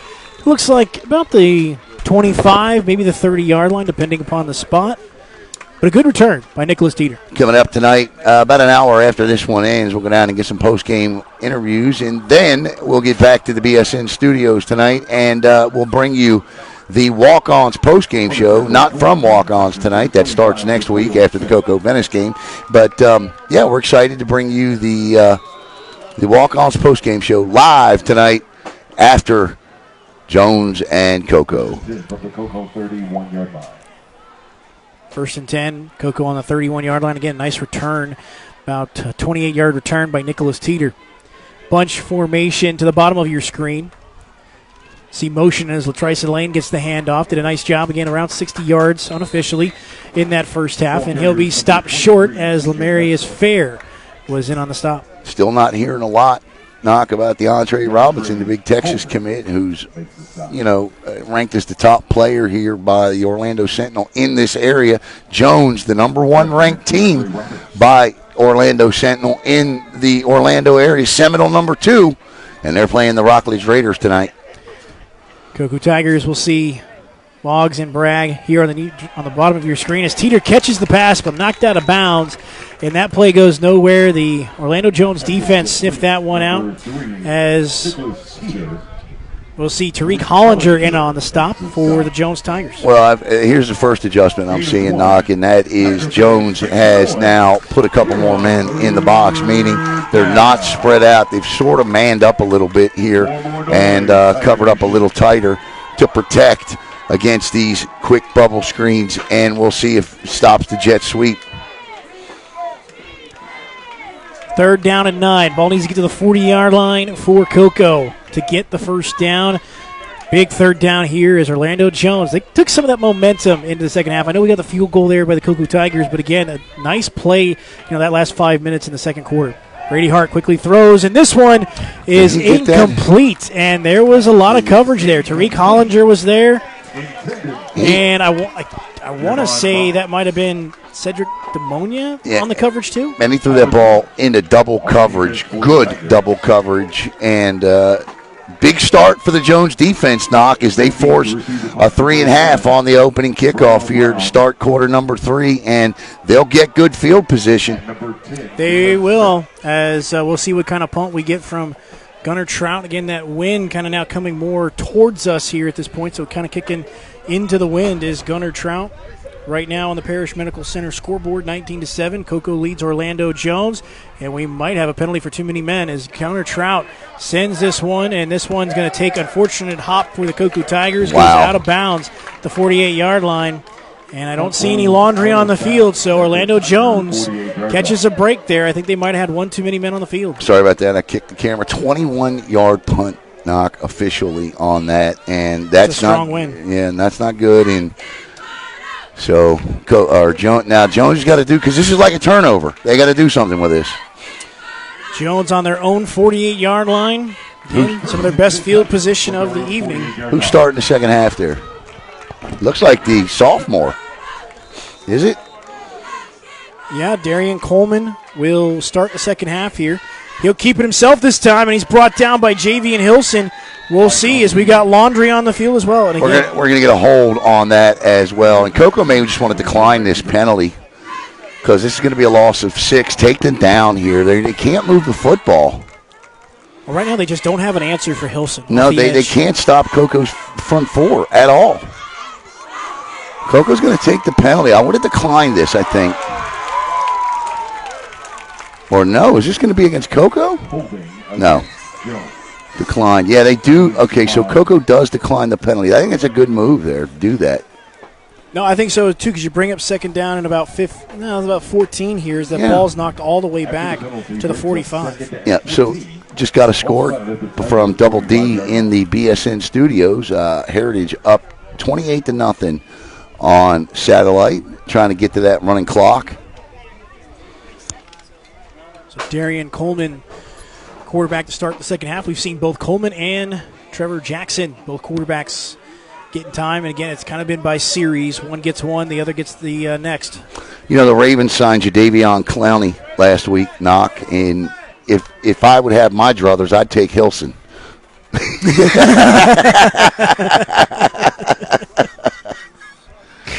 9:45 to go on the Parish Medical Center scoreboard. 19-7. The Koku Tigers lead the Orlando Jones Tigers.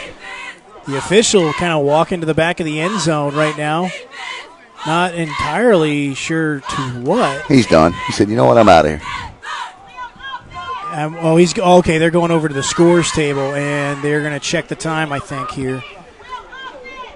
Or check the down. No, it's second down. It's second down. You decline the penalty, so it's second down. Next week, the Cocoa Tigers will host a team that won a state championship 2 years ago and finished as state runner-up in Venice.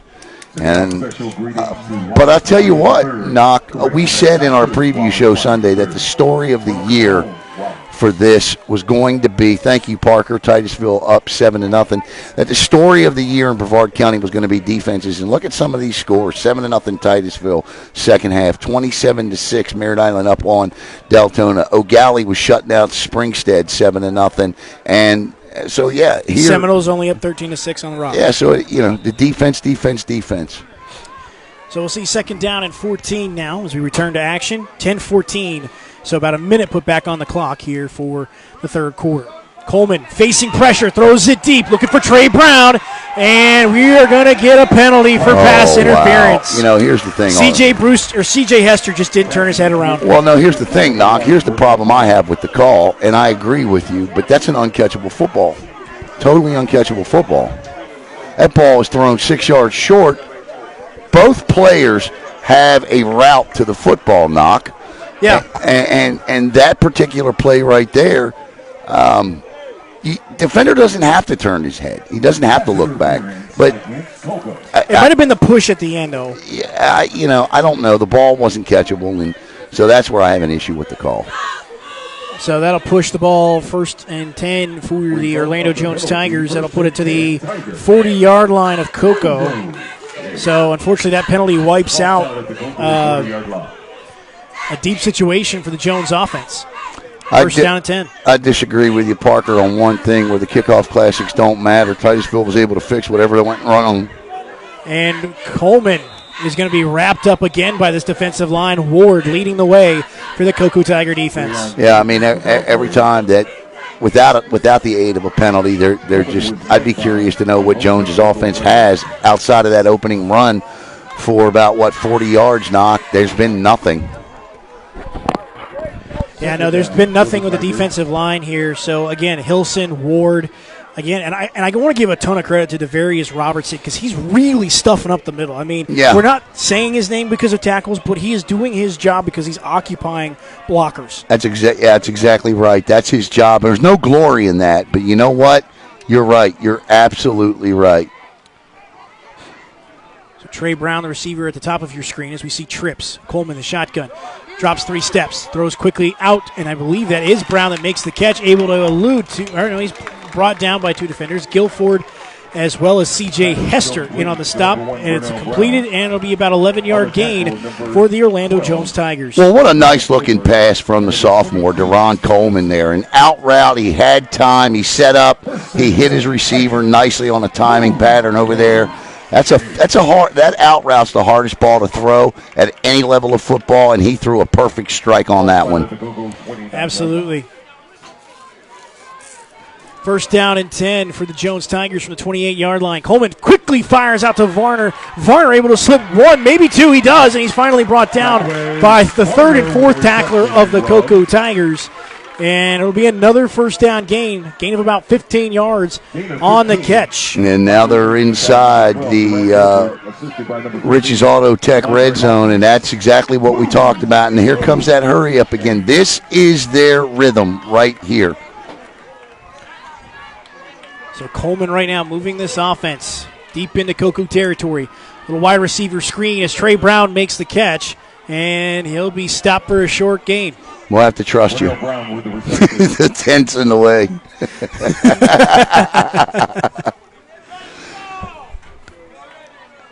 That's the offensive or the defensive tent. This is where the Tigers, I'll speak on it after this play about as good as this defense is, the offense is going to have to start making some plays. They went 3 and out to start the second half. It's still hot. It's still humid. There is no ocean breeze over here, so they're going to have to make some plays to give this defense a breather. Smith, receiver at the top of your screen, as we see 2nd down and 8. Coleman throws this one off the hands, and this will be incomplete, and that was dangerous. That was intended for Varner, I believe, and that's a tough one there. Well, there's no doubt Coach Elijah Williams has told his quarterbacks, get rid of the football quickly, and that's exactly what we've seen on this drive from Deron Coleman. He has done a terrific job. Even there, Doc, on the incomplete, he got rid of it quickly and put that ball where only his receiver could get it or nobody else. Now, again, good. Darren Coleman playing well here on this drive. Yep. Big play here. 3rd down and 8. Ball needs to get to about the 4 for a first down. Little floater for Trey Brown. He held him. And no penalty. No flag comes. Wow. And Jones fans don't like it. And if I were a Jones fan, I'd agree with him. He grabbed his jersey at the end there and should have been a flag. Coco catches a break, brings up 4th down and 8. 4th down and 8, and this is within field goal territory for kind of a makeup. John Lee David. We'll see if Coach Elijah Williams decides to go for it here, and he will. He sends in the play to sophomore quarterback Darren Coleman. So that's a makeup because the last one wasn't a pass interference. That one was. So again, ball sitting on the, let's call it the 13-yard line right now. Ball needs to get to the 4 for a first down. Coleman looking to throw, examining his options, now rushing to his right, and it'll be pushed out of bounds. We'll see if he gets enough for the first down. It'll be close. They want a flag, and that mark, I think, is going to give it to him. What a play by Coleman. Yeah, and it does look like it's going to. Yeah, it's going to be 1st and goal for Jones. Heck of a play by the sophomore. Yeah, heck of a run there as he'll take it to about the 2-yard line, a gain of 11.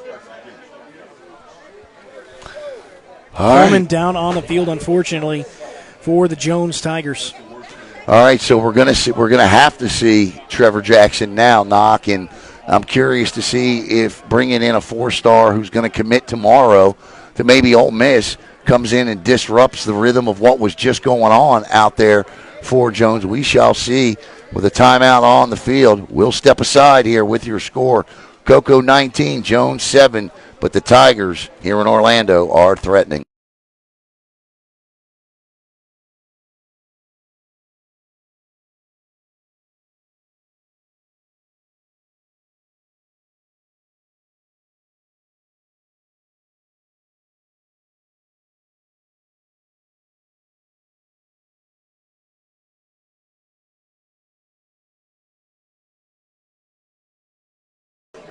All right, Coleman is up, but obviously shaken up, so he'll have to miss a play here. And so we're going to see Trevor Jackson.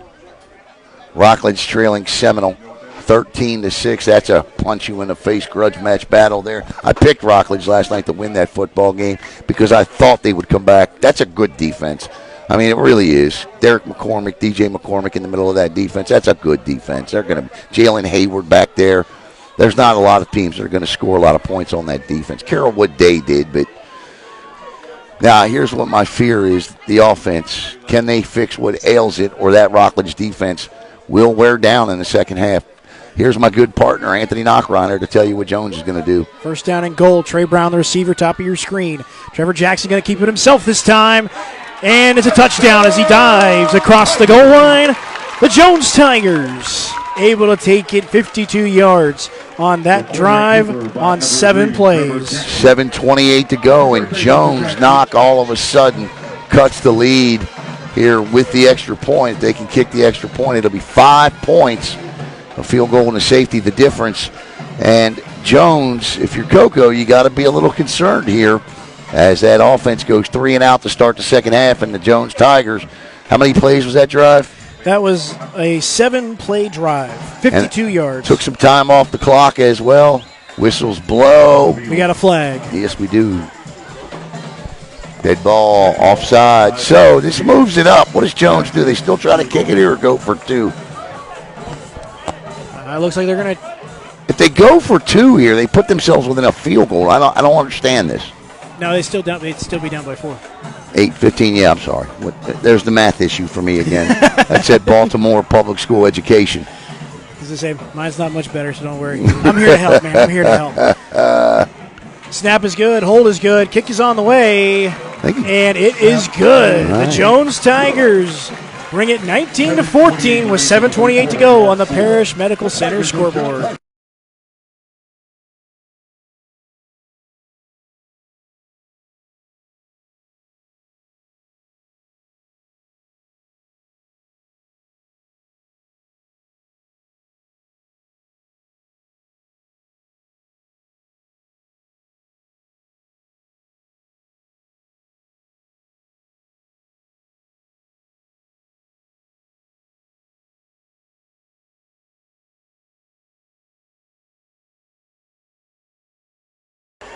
The public address announcer here.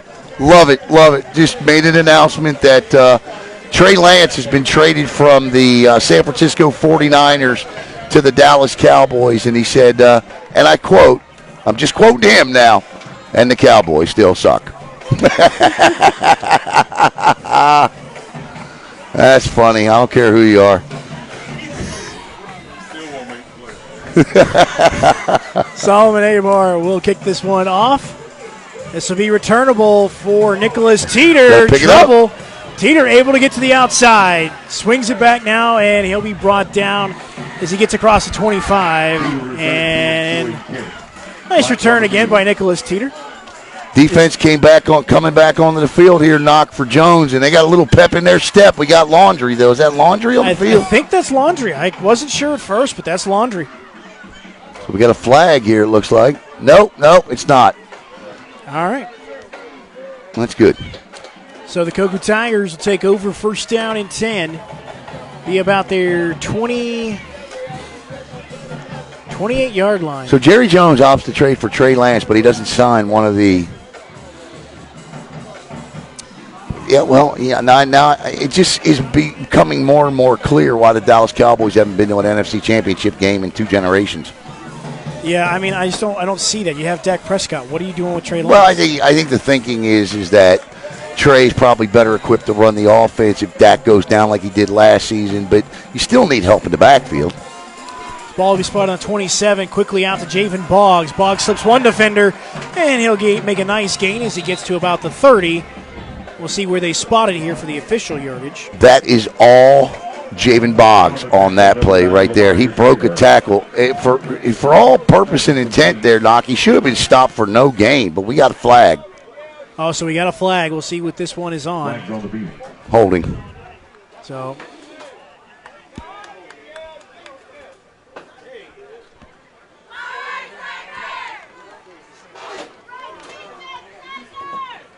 right now the officials looking to Coach Elijah Williams to see what he wants to do with this penalty. Yeah, I think you got to push him back. Boggs picked up at least 4 or 5 on that, I thought. So now it's Coco who's going to be playing behind the sticks, Knock. And this is their second possession of the second half. And right now, they went 3 and out on their last drive. And now they're going to be looking at 1st and 20. Yeah, it's going to mark them all the way back to about the, let's call it the 18-yard line. It's so tough without hash marks. I hate the fact that that's not a solid 10-yard penalty. It's a spot foul penalty. It's ridiculous. It should be 10 yards, end of story. So first down and about 18. Ball needs to get to about the 36-yard line for a first down. Brady Hart pulls it down, throws to C.J. Bragg in the middle of the field. He makes a great catch on the slant route, and Bragg will be brought down, makes up most of that penalty yardage. He'll get to about the 33-yard line. Good slant there. Bragg with a nice move off the line of scrimmage, shook his man. He was in man coverage. Hart put it right where only Bragg could pull it, haul it, pull it, and run it for a gain of 17. Knock. Brings up second down and about 3 for the Cocoa Tigers. Again, Bragg, the receiver, to the bottom of your screen, as we'll see Malachi Coney take the handoff. Coney gets across the 35 to about the 37-yard line. And that'll be enough for a first down for the Cocoa Tigers. Rocks cut the lead to 2. It's 12-10. Gain of 4. Yeah. Sorry, go ahead, Alan. No, I said Rock cut the lead to 2. They picked up a field goal, apparently. It's 12-7. I mean, again, looks like we got a water timeout. Yeah, we're about the halfway mark here on the Parish Medical Center scoreboard. Right now, the Cocoa Tigers lead 19-14 over the Orlando Jones Tigers.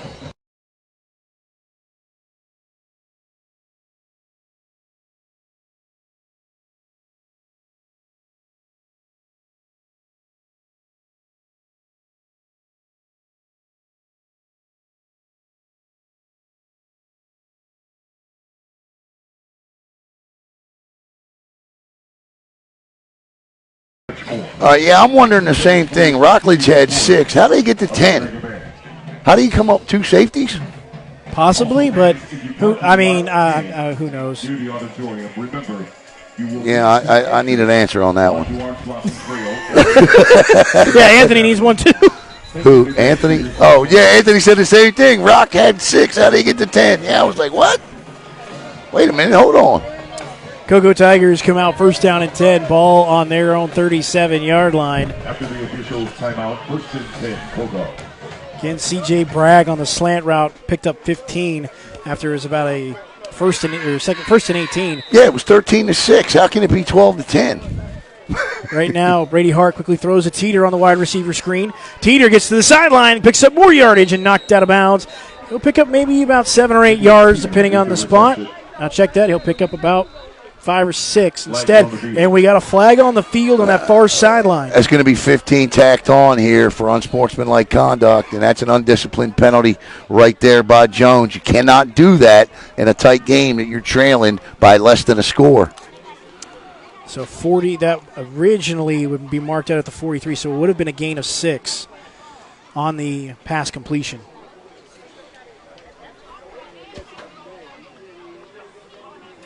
I got to say, I do want to give a lot of credit to this officiating crew, though. They get things straightened out. Unsportsmanlike conduct against. Yeah, I mean, you just got to keep your composure. You have to recognize when you're on the opposing team's sidelines. They're going to get in your ear. They're going to, you might feel a little bit of a water spray. You might hear some things about your mom you don't want to hear, but you got to be disciplined, man. You just got to be disciplined. So after the 15-yard penalty on Jones, it'll make it first down and 10 inside Jones territory at the 43-yard line.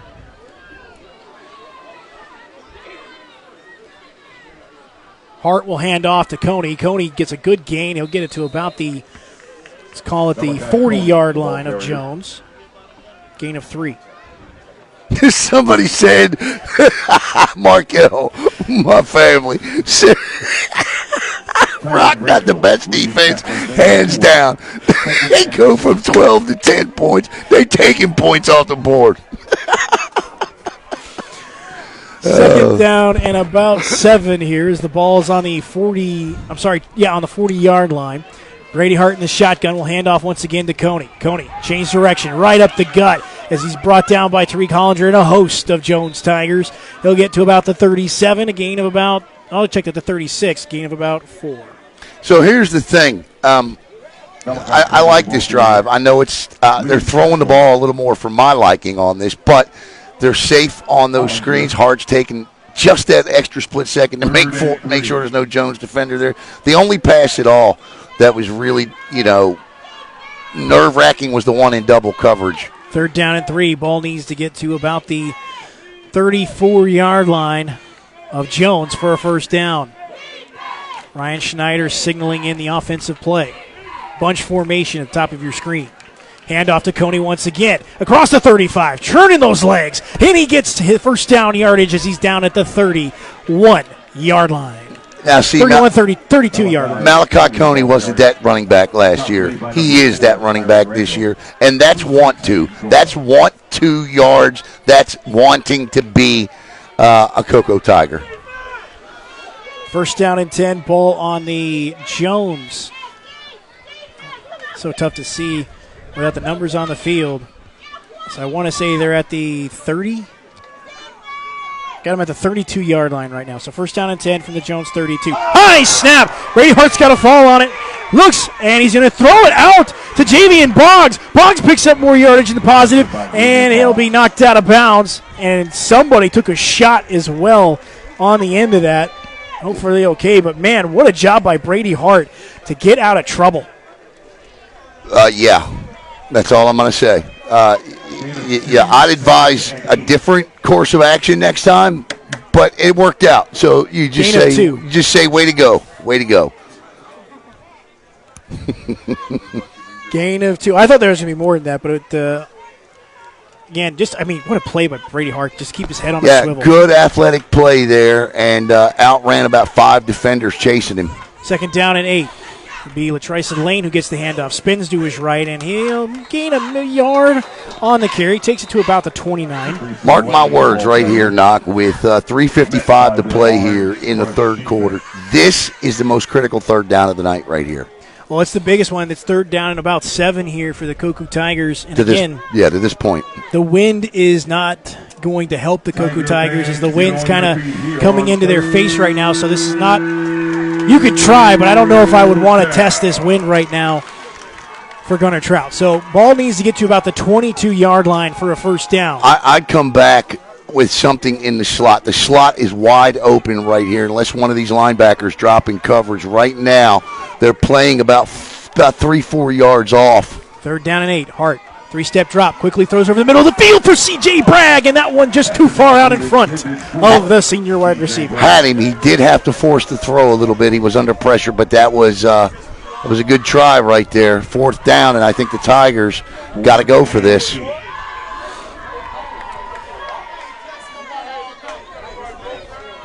Right. Fourth down and 8 here for the Cocoa Tigers. I want to see something a little more in the middle of the field here. I want to see that. I want to see the slot guy here on the left. Who's wearing 3? Is that Boggs? No, 3's Teeter. Teeter. I want to see Nicky Teeter here in the slot. Give him the ball. There's nobody there unless that safety comes down. Let's see if he goes to help out here with the wide receiver near side. Fourth down and 8. Brady Hart in the shotgun. DJ Bryant, Teeter, the receivers at the bottom of your screen. Bragg and Boggs, the receivers at the top of your screen.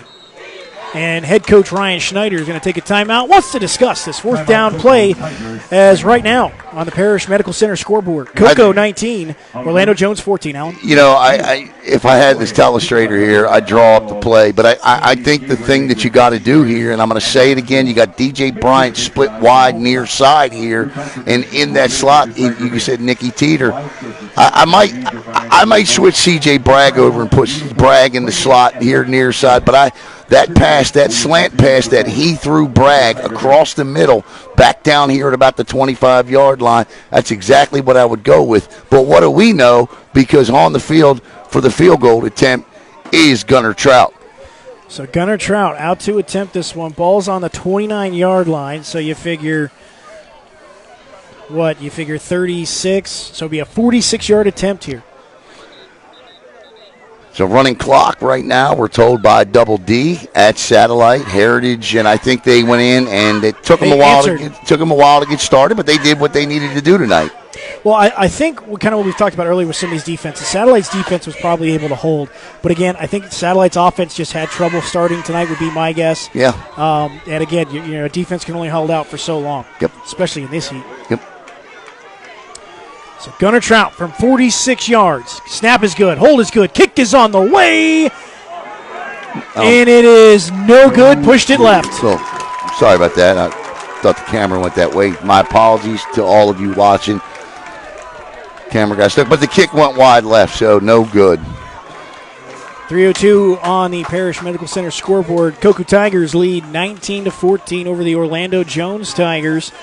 And right now, again, Coco's defense going to have to come out and get a good stop here, trying field position here for the Cocoa Tigers. Well, I mean, if you're going to find a positive here, the positive is that your defense was able to catch their breath, Knock. So, 10-play drive. Yeah, so, you know, you hate to waste a 10-play drive, but you certainly like the fact that your defense comes out with fresh legs. No, absolutely, and we're going to see Trevor Jackson back out for the Orlando Jones Tigers at quarterback. He scored the rushing touchdown on the last drive. First down and 10 from the 20. Jackson looking to throw. Now steps into the pocket. Going deep. Looking for a man, but it's intercepted. That is intercepted by Guilford, and Guilford's brought down at the 40 by Trey Brown. Again, Knock. He had all the time in the world to throw that football. What a job, Knock, by that secondary tonight. Jackson steps up, and he just threw the football where there was one Jones Tiger. There were 4 other Cocoa defenders in there. I'm not sure what Trevor was looking at there. Yeah, I'm not entirely sure if there was a miscommunication between him and the receiver and what kind of route he was looking for because, again, one guy, but there was a safety pretty much there. Didn't really have to go up and get that one.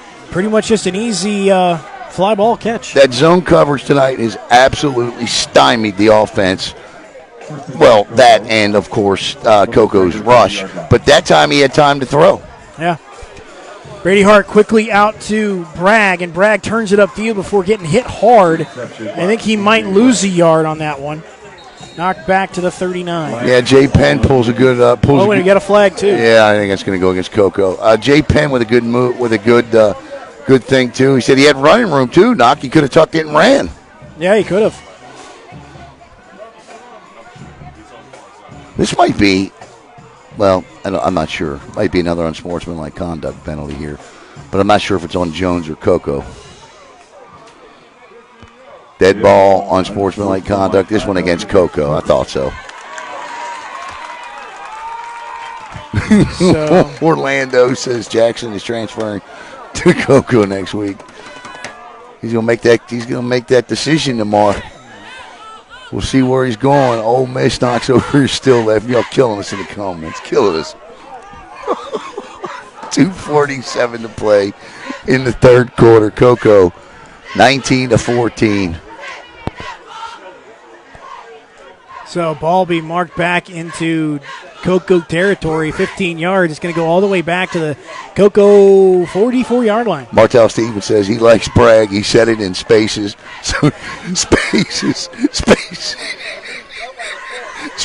has become the official stamp of approval for all of us. Right? Yes. Was it said in spaces? Because if it wasn't, it didn't happen.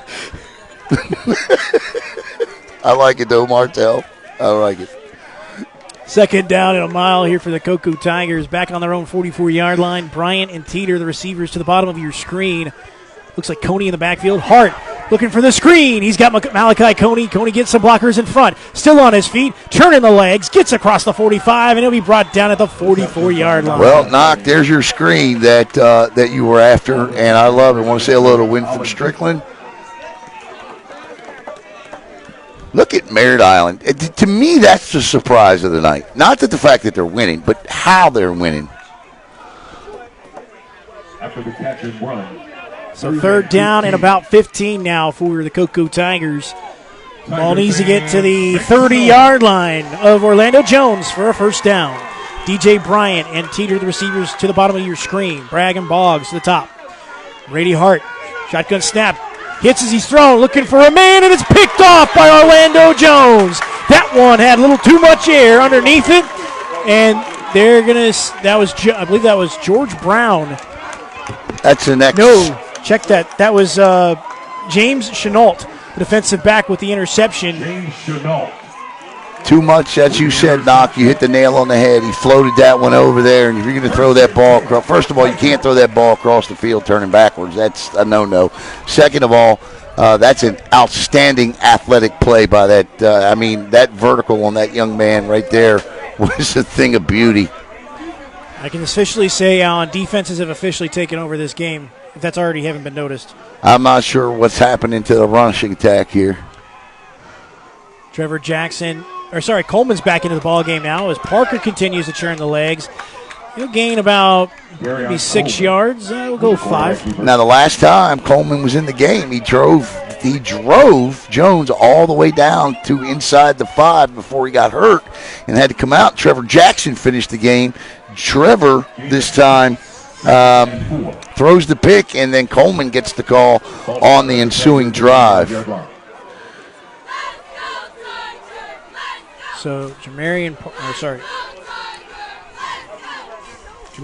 Jerry and Parker. They're back in the backfield. Second down, about 4 here. Coleman drops back, looks quickly to Trey Brown on the inside slant. Trey Brown still on his feet. Escaping defenders. Finally brought down by Josh Brown, the Cuckoo defender, inside Cuckoo territory at the 30. I'm going to tell you what. Okay, that time the zone came back to bite Coco a little bit. There was nobody underneath in coverage.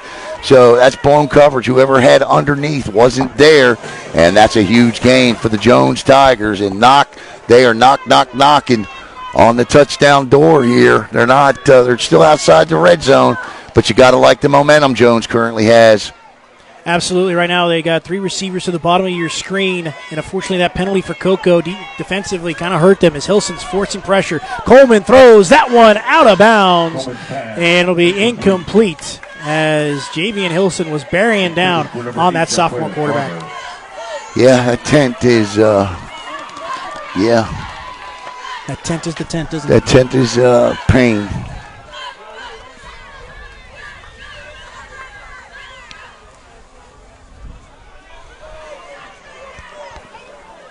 Darian Coleman gets the play. We'll see Varner as well as I think that might be Trey Brown at the bottom of your screen. I know that they went. Well, I'll tell you after this play. Second down and 10 here. Parker in the backfield to the right of Coleman. Coleman throws quickly for the wide receiver screen for Trey Brown, and Trey Brown makes the catch, but it's a diving catch, gain of about 2. That's not a good throw. Got to keep far out in front. Yeah, you got to keep your receiver on his feet there. Coco showed no gain. I'm sorry, no gain. Coco showed Jones. The only film they showed him from last week was the kickoff classic in which Coco's secondary played man-to-man coverage all game long. So Jones is just starting to figure out how to get underneath of what Coco's playing because the DBs are way back on this one. So 3rd down and 8, a big 3rd down here for the Coco Tigers defense. Darian Coleman so far doing some nice things for the Jones offense. Coleman, shotgun snap. We got whistles and we got flags, and we will see false start. Glad y'all having a good time tonight. And listen, I just want to let all the supporters know out there, thank you so much for your love of the network and following us. And listen, thank you for being classy and having a good time in the comments tonight. And, you know, I can't tell you how much I really appreciate the fact that everybody's still getting in each other, still crawling all over each other. But you know what? Doing it in a way that's respectful and fun and makes me proud to be a Brevardian and be over here at Jones tonight as we get set to go to the end of the 3rd quarter. We're going to start the 4th quarter with Jones on the comeback trail. We'll be back to start quarter number 4. Coco 19, Jones 14, but the Tigers are driving.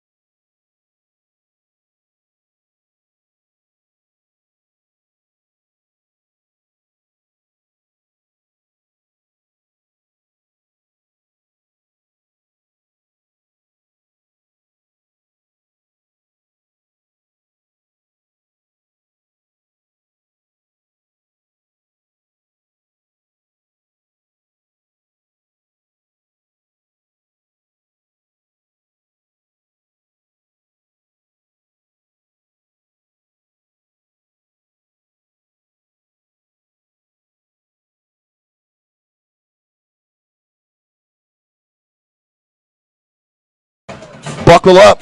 I got a feeling.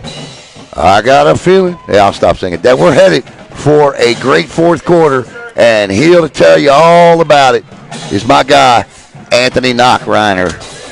3rd down and I thought we had 3rd down and 8. Oh, it's a penalty, so 3rd down and 15. So ball needs to get to about, let's call it the 20 to be safe here for the Orlando Jones Tigers. Varner now goes in motion to the top of your screen. Coleman, the quarterback, doing some nice things for Jones. Right now, Coco's got to come up with an answer as they get some pressure. Robertson making it. Now Samadri Hawkins chasing him down. And it's a throw, and it's complete. And I believe that was to Where'd he go? Ambrose. Oh, underneath. I didn't see the guy underneath. Ambrose makes the catch. Nice job. What a play. First down. By the sophomore to buy more time and find a receiver. He found him. I couldn't find him. Yeah, there he is underneath. Luckily, I didn't miss it. So the ball be spotted at the 18-yard line. Inside the Richie's Auto Tech red zone now, Knock, and I'm telling you, this is huge. First and 10 from the Cocoa 18-yard line. First down and 10, ball on the 18-yard line of the Cocoa Tigers. Coleman has been able to move the Jones offense here in the second half. Coleman checking the play at the line of scrimmage. Trey Brown, the receiver at the bottom of your screen, catches the wide receiver screen pass, and he's tackled quickly by Davian Parham, the senior linebacker, after a couple. I tell you what, Jones is pretty much abandoning the rushing attack here in the second half. Nowhere to go. And they are just throwing that football. And right now, this defense with their hands on their hips, they've been after it all night, but they're a little gassed at the moment. Right now they need a turnover big time here as Orlando Jones faces a second down and 5. Ball on about the 13-yard line. Right now I would love to see a Javian Hilson sack. Yeah, that's they need something. 11:18 to go on the Parish Medical Center scoreboard. 19-14. Cocoa leading Orlando Jones. Darian Coleman's going to be fumbled. Oh, he got it by Samadri Hawkins. Hawkins has got one man to beat. Trey Brown chasing him down. Makes two guys miss. Still on his feet. Hawkins to about the 20-yard line. What a play by the senior linebacker. Unbelievable. Samadri, that was two other Tigers came in, got a hold of Coleman, forced a turnover. Samadri Hawkins picks it up. He ain't known for his 40 time, but he certainly got down to the 12. What a big-time play by the senior linebacker coming off the edge. We needed a turnover. The Cocoa Tiger defense delivers. You just said it, Knock. We just said it. So they're going to spot the ball, it looks like, just outside the 15, maybe? What a play. They came in off that right side unblocked, Knock. Coleman had no shot on that. So right now the Cocoa Tigers got to capitalize on this turnover. So right now Brady Hart in the backfield all by himself. Bunch formation. Teeter in motion. Teeter fakes the hand. Or sorry, no, that was Hickory. I got to tell you, now, I don't know what that play call is. You fake a jet sweep and throw an underhanded. Listen, Travis Kelsey. Yeah, I get it. But it's a dangerous play.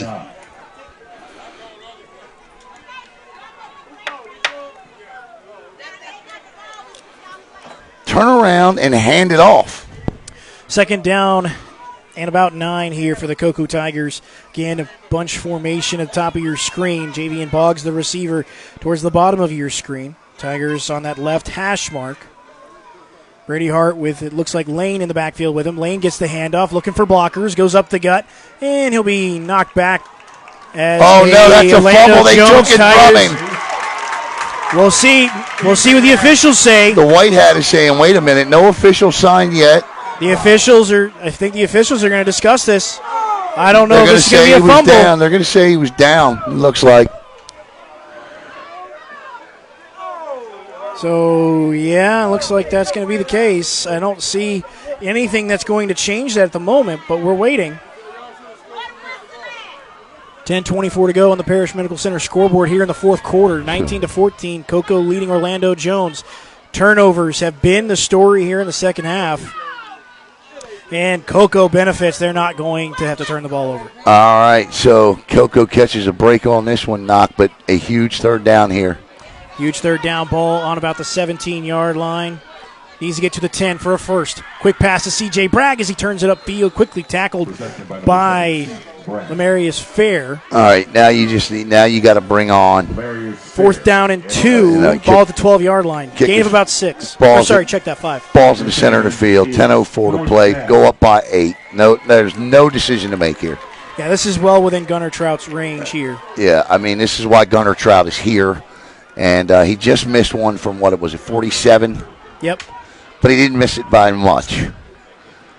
Well, like I said, that's a strong wind. I mean, It's a strong wind going across the field right now. So I think chances are he doesn't have as strong a wind. That's probably good. Yeah. And you got 29-yard field goal attempt. You got the sure-handed C.J. Bragg holding. So, again, 29-yard field goal attempt. As we got a penalty flag. Too much time. Delay game is going to be. And that's going to back them up. It's going to make it now a 34-yard field goal attempt knock, and I don't like it. Yeah, I know you just pushed your kicker just a little bit more out of the range and makes that wind a little bit more of a not out of range, but he makes that wind a little bit more of a factor now when he's kicking it. So, again, that 5 yards might become precious. This is huge because if he makes this, then Jones, if they score a touchdown, they need 2. 9:17 to go on the Parish Medical Center scoreboard as we await a 34-yard field goal attempt on the leg of Gunnar Trout. Snap is good. Hold is good. Kick is up and on the way. And it is good. Gunnar Trout and the Cocoa Tigers knocked with 10 points off of turnovers tonight. Jones High School 14. So a 4-play drive, as it was a Samadri Hawkins fumble recovery that set up the Cocoa Tigers deep inside Orlando Jones territory as Orlando Jones was driving. Again, we just can't say it enough, Alan, about that Tiger defense for Cocoa. Yeah, well, Knock, I don't know how much of a breather they were able to take there, but they're going to have to come back and do it again. So right now the Cocoa Tigers defense has been leaned on. They've come up with some big plays. And listen, this game's nowhere out of this thing yet because, again, Orlando Jones offensively with Darian Coleman so far tonight, they've been able to move the football. They've been able to just take what the Cocoa defense is giving them, and they've been able to just string together first downs. And the big thing is they're not getting behind the sticks. They're getting positive gains on first and second down. I'm sure we got people on here trading cash apps right now, making some bets on the side. I mean, of course, we would never encourage anything like that, and totally, do not encourage gambling in any way, but I just wouldn't put it past anybody. 9:04 to go here on the Parish Medical Center scoreboard. 22-14, the Cocoa Tigers lead the Orlando Jones Tigers. As Trout sends this one high in the air, and it looks like it's going to be Jalen Smith who makes the return. Nice return. Finding some room, still on his feet, and he's going to be brought down. Still on his feet. Still on his feet, yeah. A host of Cocoa Tigers bring him down. As he gets to about the 30, 31 maybe. They have done an outstanding job all night in the return game, Knock, and, instead of the standard 1st and 10 from your own 20 or whatever, I mean, he gets it out to the 25. I thought he got a little further out than that. I thought he got out to nearly the 30, but I guess not. Well, at this point, I think all the 30-yard, whatever that thing is, the orange thing, it's been knocked down. Yeah, and of course not picked up. Right, of course. Every Tiger in the house, let me hear your scream. So Darian Coleman will come back out on this series here. I don't think you're going with anybody else but Coleman at this point. He has proven to be the guy tonight that takes his team up and down the football field. 1st down and 10. Parker to the right of Coleman. Ball on the 30-yard line. Coleman steps back, looking to throw. Got pressure, steps up in the packet, and we got a penalty flag. And we got Trey Brown with the reception, and it's chasing the safety who brings him down. But unfortunately, there's laundry in the backfield. We're going to see if it's coming back on a hold. And Coleman's got his hands on his head. Let's go back here to the white. He threw the flag before the ball was thrown.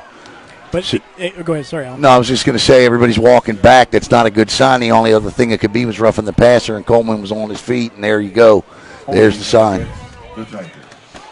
So that'll bring it back to about the I'm guessing the 20s or the 21. The concerning thing here, though, is that receiver was 3 steps past the Cocoa defensive back. And that is Trey Brown, the outstanding wide receiver, transferred into this season, and he's got offers from Colorado and the University of Miami. So he has been somebody that the Cocoa Tigers have concerned themselves with, but obviously he hasn't had an opportunity to get behind this defense. That was that first time tonight. And listen, as the time continues to wind down, I have to imagine they're going to give Trey Brown a few more shots like that. Yeah, no doubt.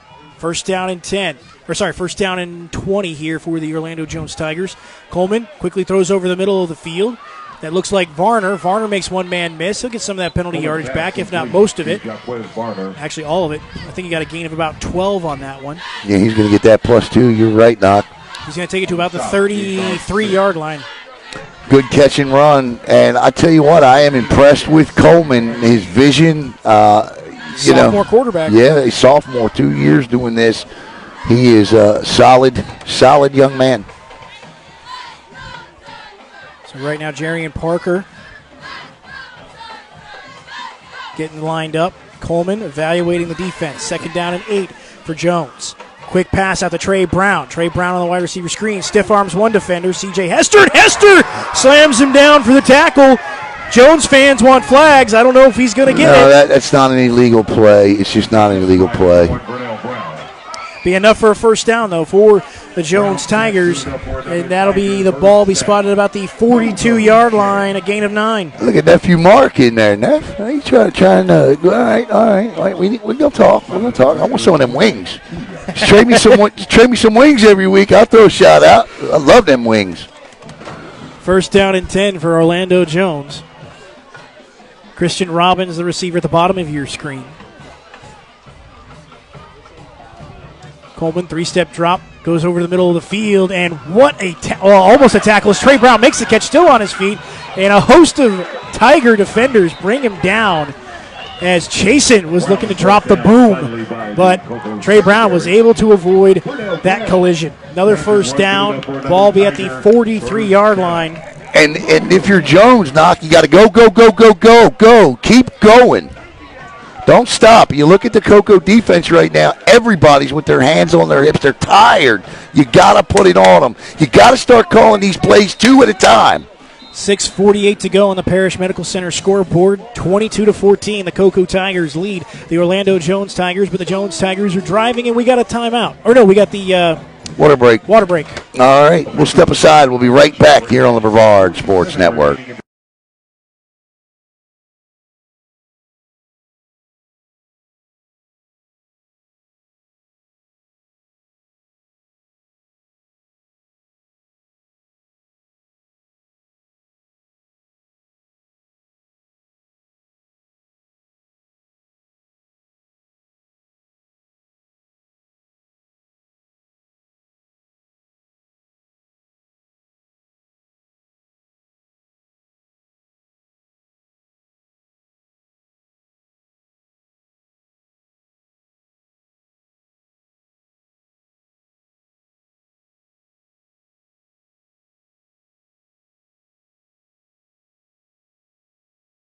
All right, welcome back here. Alan Slaughter-Zansky, Anthony Knockreiner, Megan Thurston with you live from Jones High School, where the Tigers are moving the football. 1st and 10, the water break. Let's see if it helps the Cocoa Tigers out any. And here to tell you if it does, my partner in crime, your play-by-play guy, Anthony Knockreiner. Jalen Smith checks out of the ball game, and Alan, here's a stat for you that we just got. 7 receptions, 97 yards in this half for Trey Brown. Yeah, he is definitely come alive here. So 1st down and 10, ball on the Cocoa 43-yard line. Trey Brown he's coming off the field, so we will see Jalen Smith go back on. I'm guessing it must be that one-play rule with the helmet. That's got to be what it is. We'll see what Jones does here, but I would not let my quarterback come, but I would just get right back to the line of scrimmage. There they go. Coleman right to Smith. Smith making guys miss. He'll get the first down yardage, a pickup of about 11 yards. Yeah, see, they're picking up chunks. These are all chunk plays, Knock, and the reason that they're chunk plays is because they're tired. Yeah, I mean, absolutely. And right now, this Cocoa Tiger defense trying to come up with a big stop here. 6:27 to go on the Parish Medical Center scoreboard. Christian Robbins, Varner, along with Walkie Ambrose, the receiver, as well as Trey Brown here at the bottom of your screen.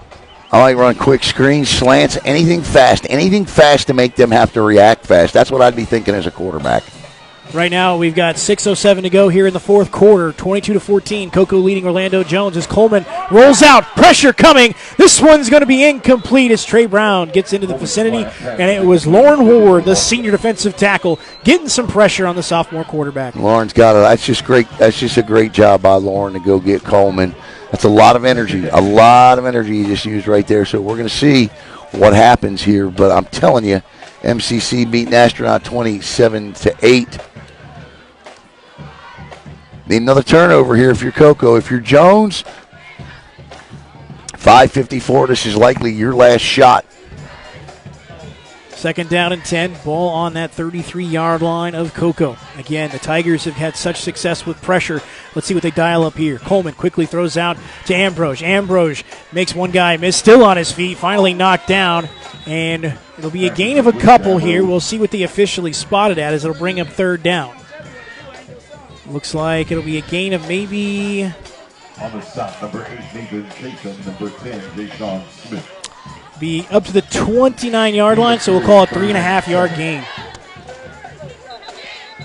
Remember when I said about 20 minutes ago is that we got a player down on the field here with a cramp, and I'd imagine they're pretty prevalent. Here comes the pickle juice, the salt under the tongue, whatever else gets rid of a cramp.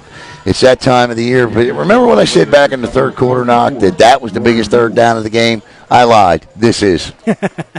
These third downs become more and more critical here. And, again, what's really, I mean, and Alan, you and I have been watching this game tonight, but I think the biggest thing, the biggest difference has been this defensive line for Cocoa, or when Cocoa draws up pressure here. So on this third down and 8 here, what does defensive coordinator Matt Diesel, do you bring pressure? Do you let your front four get after it? What do you do here to the sophomore quarterback to try and confuse him? I think he disguised a blitz from the secondary here. There was a play that they did on that fumble where they brought pressure. They blitzed. I don't remember what DB they brought in, but they disguised it. They snuck him up at the last minute, and he came in, and it was him, and I think Lauren Ward and Samandre Hawkins was there. I think right here you bring somebody from the secondary, and you just make sure that, what's his name, the receiver for Jones. Trey Brown. Is covered up. You got to make sure Trey Brown is covered up. But, yeah, I think you bring pressure here. I think you come after him, and let's see if the sophomore can beat the coverage here. Third down and 8. Huge third down. Coleman rolls to his right, faces pressure, goes back across his body, and it's going to be incomplete. A good battle between the receiver and the defensive back. That was Jason Smith, the senior corner, in on the coverage. What was different there is that was man-on-man coverage that time, Doc. There was no zone there, so that was just a good mano-a-mano play there. Looks like Javian Hilson's got a little bit of a cramp here. He's going to sting the game. Looks like he's able to kind of, nope. And there he goes as Javian Hilson is going to try and come out. This is the play of the game right here, Doc. Yep, fourth down and 8 here. Again, there's 5 minutes and 20 seconds left. I think Jones at least has 2 timeouts. Yeah, Cocoa's got, and if Cocoa can stop him here and get the ball, but they got to run the football. I mean, Jay just got to run the football. I know it's old school, but Vince Lombardi said when you throw the ball, 3 things happen and 2 of them are bad, right? One of them's bad things is the ball hitting the ground, incomplete, stopping the clock. It's like giving them a timeout. Run the ball. So we got a timeout taken, I believe, by the Cocoa Tigers. Is defensive coordinator Matt Diesel will draw up what he wants here. And we'll see what the Cocoa Tigers draw up against the Orlando Jones Tigers. Again, Trey Brown tonight, 7 receptions, 97 yards in this second half. He has been a difference maker, and that's what he was brought in to do. Again, a guy that has offers from Colorado and the University of Miami, and he has proven to be a playmaker here, and he's really been connecting well. Last week against Tampa Jesuit, it was Brown and Coleman connecting for multiple touchdowns, and they were deep touchdowns last week. So, as we mentioned, the Cocoa Tigers got to make sure they know where Trey Brown is at all times, especially on this play here. All right, I'd come right back at him. There is 5:20 to play in the game. I'd come right back at him here. I would. I might even blitz 2 off the end here. See what Matt Diesel does. Right now, 5:20 to go on the Parish Medical Center scoreboard. 5:20 to go here in the fourth quarter. Coleman on fourth down. Looks over the middle of the field, makes it complete to Varner, and Varner's going to walk into the end zone for a touchdown. And no flags, and with 5:10 to play, that's a Jones Tiger touchdown. And Knock, he was wide open across the middle. Jaquez Varner on the catch and touchdown. And I tell you what, you got to go for 2 here. I know. Well, yeah, they got to go for 2. I know that Coach Elijah Williams plays both of these quarterbacks, but he's got 2 really good quarterbacks. And if it's me, from what I've seen tonight, I got to go with a sophomore. I like this young man. Sophomore's playing well. I mean, especially in this big moment here against this defense. And it looks like the Jones Tigers will take a timeout here. As right now your score 22-20, the Cocoa Tigers lead the Jones Tigers. And I'll tell you what, Alan, we wanted a ball game tonight, and I'll tell you what, we got one. We got one, bud. And now this becomes a battle of defenses and sophomore quarterbacks. Which sophomore will reign supreme, and which defense will rise above? Yeah, I mean, that's going to be – well, here's the thing. I mean, Coco's got to get a drive going here on this next one. They got to get within at least Gunner Trout range on this very next drive here, because you got to give this Cocoa defense a break. They have been tired. It's waning. I mean, like I said, they've been on the field, and this has been a tough one here. So Brady Hart and company, they've got to come up with something here to drive down the length of the field to keep this defense here and give them a break, so that way you don't let any time, really not much time, for Orlando Jones. Because, again, we've got 5:10 on the Parish Medical School Center scoreboard. You know, I mean, I get it. You play, and I'm just sitting here thinking about the situation that Elijah Williams is in. I get it. You know, you want to play, you know, you got 2 great quarterbacks, right? But one's making a decision tomorrow on where he's going to go play. Is he going to play at Ole Miss, Oklahoma, where? But based off of what I see tonight, it's number 7. Right now, 22-20. The Cocoa Tigers leading the Jones Tigers, but the Jones Tigers can try and tie it up here with a 2-point conversion. Some confusion as the receivers now get lined up. Coleman all alone in the backfield. Rolls to his right. Pressure coming from Ward. Forces a throw, and it's broken up. And the Cocoa Tigers defense comes up with a stop when they need it most. Well, that's big. That is especially big.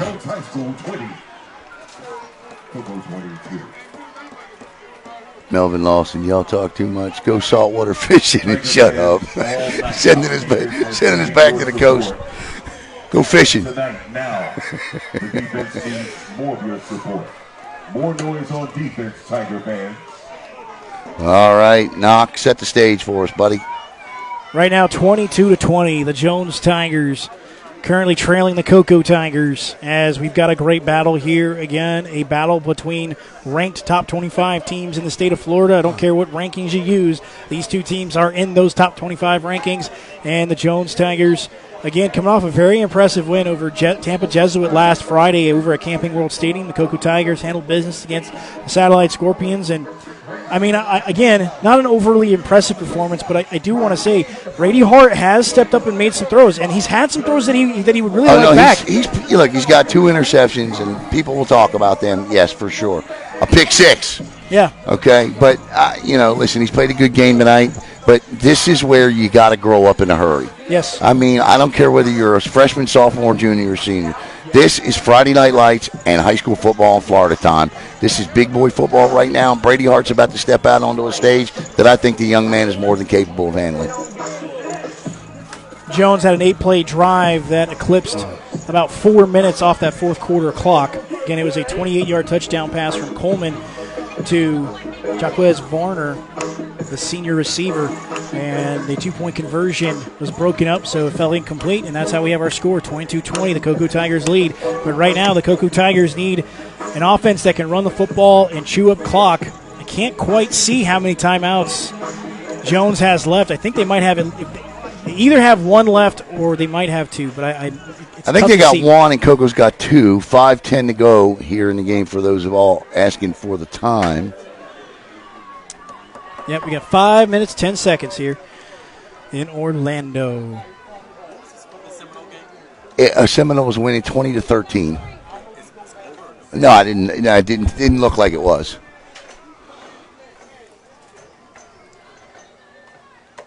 Again tonight, we've seen Boggs a little bit here. Bragg hasn't been as involved in much in the second half. We haven't been able to call DJ Bryant's number here. We had that amazing catch last week, and so again, I think you got to try and find some ways to get some of those guys the ball here. Again, catch Orlando Jones off guard. They're sitting on those wide receiver screens a little bit, and that is going to be interesting to see what Coach Ryan Schneider and Coach Franco decide they want to call up here on this drive. We'll see what they want to do, but I really like a dose of Lane and Coney here in this drive. Yeah, me too. I like a dose. I'll take 10 teaspoons and maybe a gallon of them. All right, we see. And that's David not a good start. As that one goes out of bounds, and we got a penalty flag, so good field position for the Cocoa Tigers.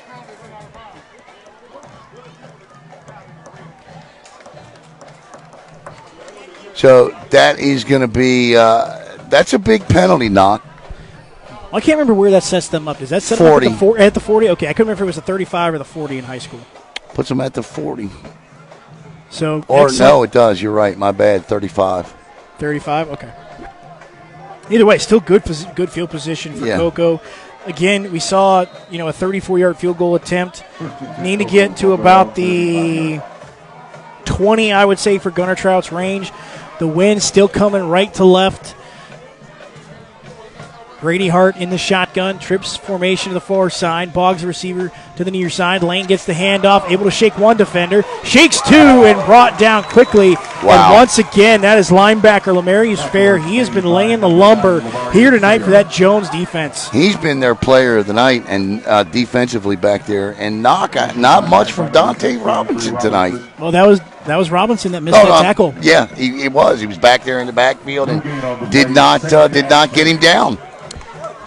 Second down and 10 for the Cocoa Tigers. Brady Hart in the shotgun, looks to the sideline. Teeter, Bragg, and Bryant, the receivers to the far side. Boggs, the receiver, at the bottom of your screen. Play action quickly to C.J. Bragg for the wide receiver screen. He goes to the outside, able to pick up some yardage, and he's knocked out of bounds. Holy smokes! There's a penalty flag that comes on the back of that, but there was I don't hit. agree with his call. I'm sorry. I will again. Let's wait for it because I don't know if that's on the hit. That could be maybe. It could be a hole. Maybe I don't know if that comes on the hit. I think it's going to be on. I think it's going to be helmet to helmet. No, they're going to call a hold. Good that's job. A holding. Yeah. So it's a holding. Yeah, because like I said, I didn't necessarily think that would be on the hit. I thought that was a legal hit. Good play by C.J. Bragg. He paid for it. Yeah. I didn't see who was on the hit, though. That was an unbelievable hit, and I thought, how could he throw the flag on that? But that's a holding call, and that is devastating to Cocoa. So that puts the Cocoa Tigers behind the sticks, as that is a big penalty. Brings up second down and 20. Ball all the way back to about the 24-yard line. Ball needs to get to the 45-yard line of Cocoa for a first down. Brady Hart looking to go deep with a rainbow pass. It is picked off by let's see here. I believe that is Chenault. Once again, it is. Chenault picks off Brady Hart. Wow, he threw that into triple coverage there, Knock. That's the second interception of the night for Chenault, Knock, and Jones is in business as that Cocoa Tiger defense has got to come right back out on the football field. Yeah, I mean, again, that's a tough area. I know you want to try and drop that in there, but that one's got to have a little bit more zip on the drop. And unfortunately, a mistake there by the Cocoa Tigers. And there is life for the Orlando Jones Tigers with 4 minutes to go here in the fourth quarter. Can sophomore quarterback Darion Coleman lead the comeback here? Again, Trey Brown, 97 yards receiving here in the second half.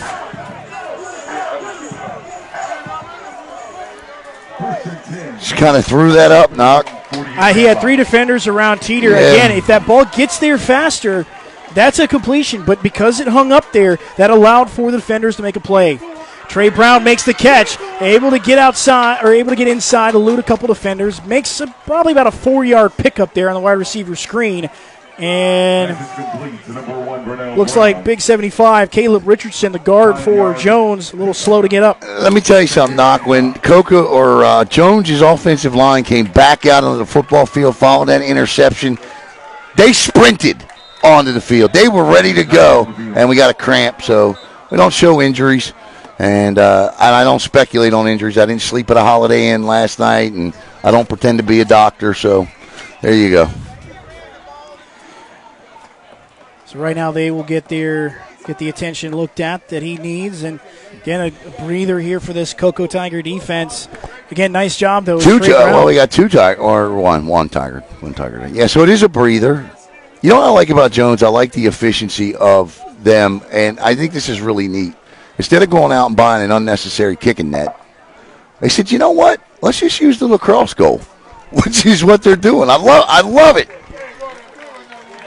There's the kicker down there. Number 75, Caleb Richardson. And does it not serve the same purpose? Pretty much, it does serve that. Yeah. Pretty good.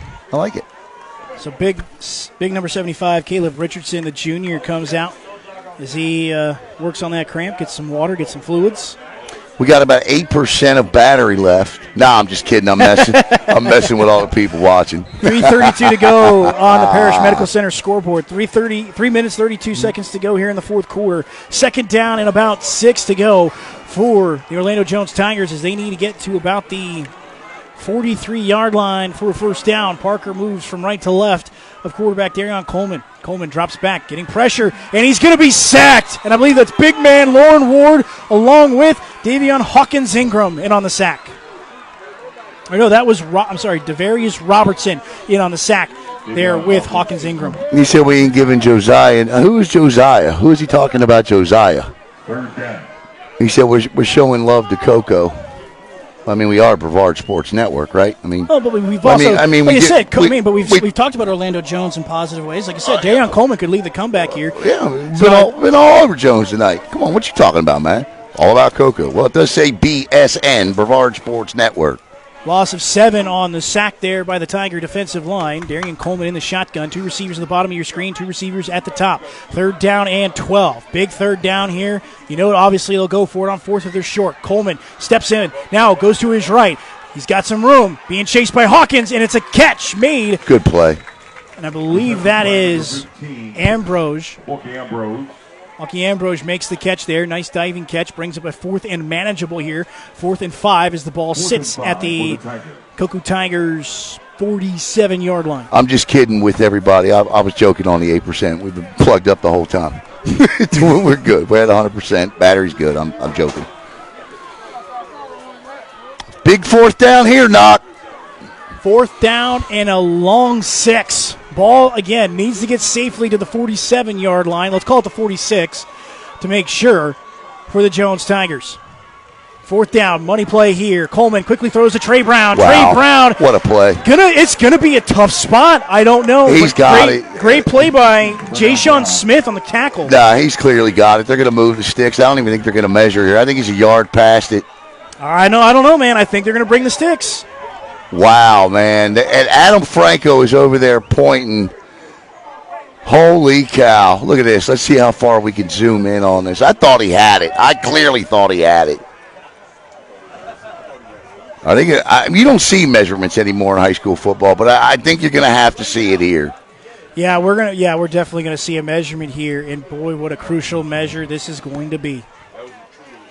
Wow. Parish Medical Center scoreboard, 1 minute, 42 seconds to go. Coco leads the Orlando Jones Tigers 22-20.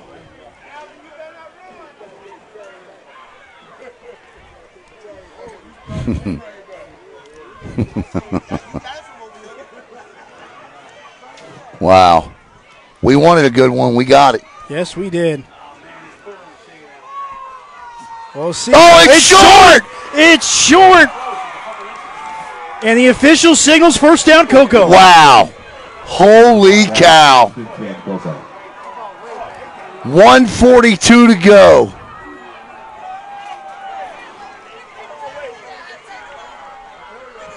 Wow. What? Game of inches.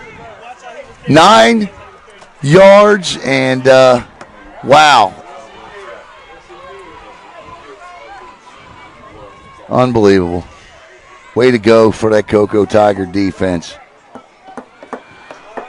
Cocoa Tigers defense again comes up with a big stop here. But again, we have 1 minute, 42 seconds here. I don't know. Again, it's tough because right now there's something blocking the Orlando Jones scoreboard that tells me whether or not how many timeouts they have. But again, I have to imagine the ball's not going to get in the air. This is going to be running the football here by the Cocoa Tigers to try and run out the clock. Well, you wouldn't think so. You definitely would not think so. So Orlando Jones is going to bring everybody up here. One safety in the back. Lane's going to get the handoff. Hawkins Ingram leading the charge as Lane will pick up a couple of yards.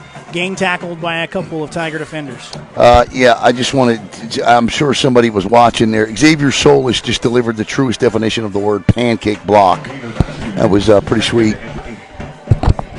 Nice block. And so Jones, as you says, Knox says, will take a timeout. Knock, what a football game. And I'll tell you what, I couldn't be more impressed tonight with the play of that Tiger defense, Coco, and sophomore quarterback Darian Coleman tonight. Just impressed me to no end tonight. What a great job. Yeah, Darian Coleman's done a nice job here tonight, and again, they've gone to him more in the second half. Did a nice job, and again, I'm curious what to see the numbers would be, but obviously Coleman over 100 yards because Trey Brown already over 100 yards receiving as he has 8 receptions, about 103. So again, Trey Brown and Darian Coleman have a connection already, and again, I'm curious to see what Coach Elijah Williams has to do next week with his two quarterbacks. Yeah, he's got a decision to make, and this is no longer I'll use them both. Because, I mean, it's obvious to me he's gone one way here. Yeah. 2nd down and 8, ball on the 45-yard line of the Cocoa Tigers. I've just been accused of being wrong all night. And 2nd and 8. The timeout goes to the Cocoa Tigers. I understand it. I get it. I like it.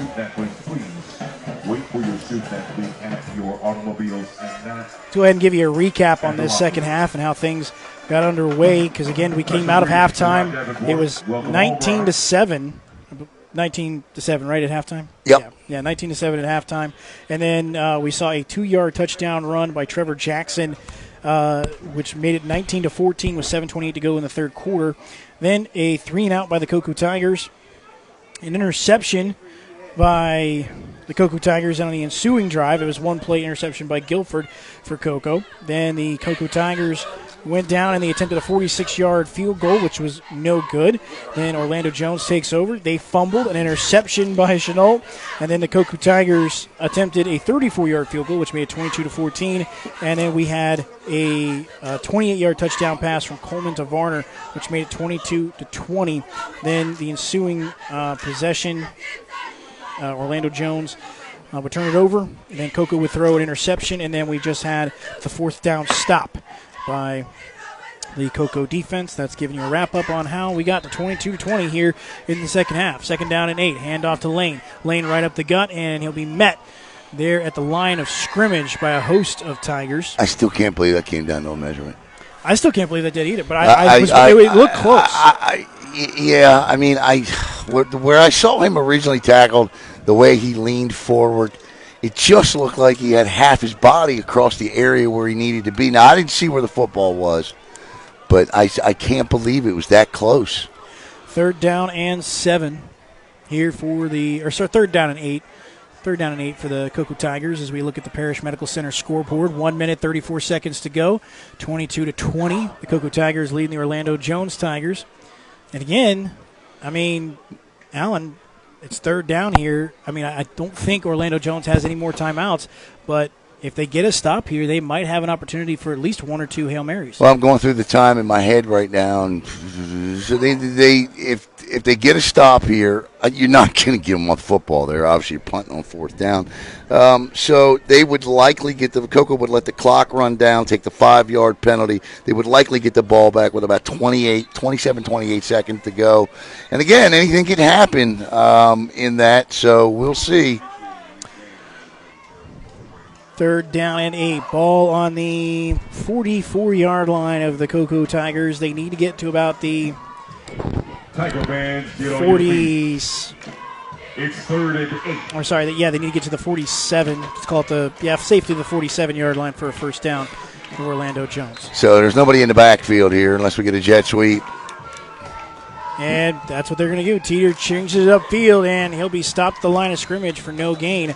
So another stop by this Jones Tigers defense, and that'll force 4th down. But again, I do not believe the Orlando Jones Tigers have any more timeouts. Gain of 1. 4th and 7. 4th and 7. Gunnar Trout likely to come out, I would think. You would hope. No, I'm not. I mean, I don't know. It doesn't look like Cocoa has any more timeouts, though.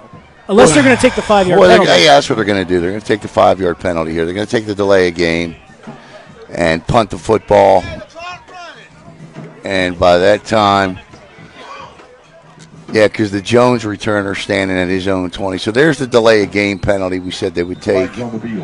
42 seconds by the time the play runs, 10 seconds. So we were off by 4 seconds. So they get the ball back with 32 seconds, 32 seconds to go here. Certainly not enough. Certainly more than enough time where you don't want to see one of those goofy runaround plays. As a defender, those would be the most just. You just hate those plays because you're just like, someone, please get him down. Yeah. So there he is, Gunnar Trout. 1 for 2 tonight. This in and of itself is you just hope everything goes right if you're Cocoa.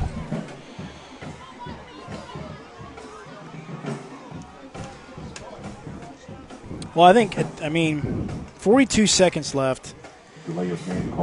Here, I guess the question is, do you put this ball out of bounds? Do you even give them an opportunity? I'm just sitting here thinking about, do you kick it to them? I mean, what do you do here? I mean, I don't think I would kick it to them.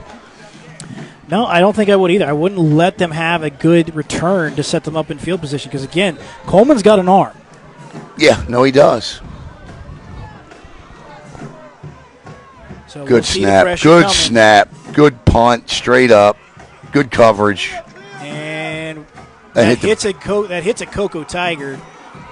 And that'll be first down and 10 for the Orlando Jones Tigers. 30. About the 35-yard line. I don't think did that hit a Jones Tiger? No, I hit a Jones. I thought it hit the back of the. I thought it did too. So it's going to be Jones' ball, but they got 32.9 seconds here. Look, we saw a play last week in the Melbourne game that was an absolute thing of beauty. The little Statue of Liberty thing there. Remember that? The hook and ladder. No, I'm sorry, the hook and ladder. I said Statue of Liberty. The hook and ladder that was beautifully executed. If they've been running any trick plays in camp, we're bound to see one coming up here. From the 30-yard line.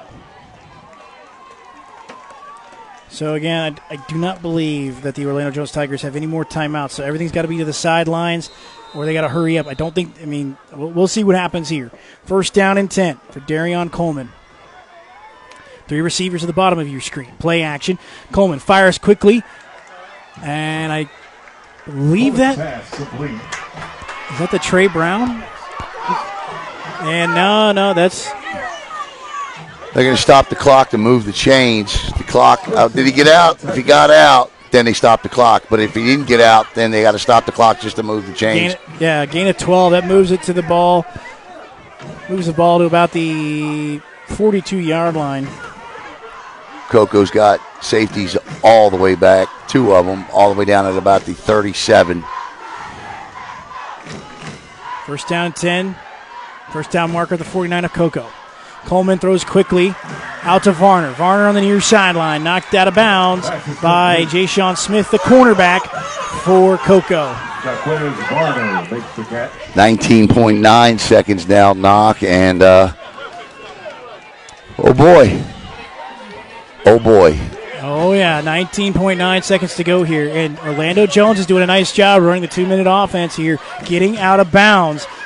Again, you don't necessarily have to drive the entire length of the field. You just need to make it a manageable pass. It's not a 60-yard pass. It needs to be a 20 to 30-yard pass potentially here with 19 seconds left. So they just need to maybe chip away. They got, I think, time for 4 more plays. Titusville over Melbourne 21-6 according to Donnie Reaver. And he's got to get out. He's got to get out. And he does. What a great play.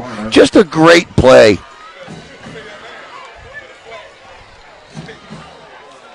I like the play there.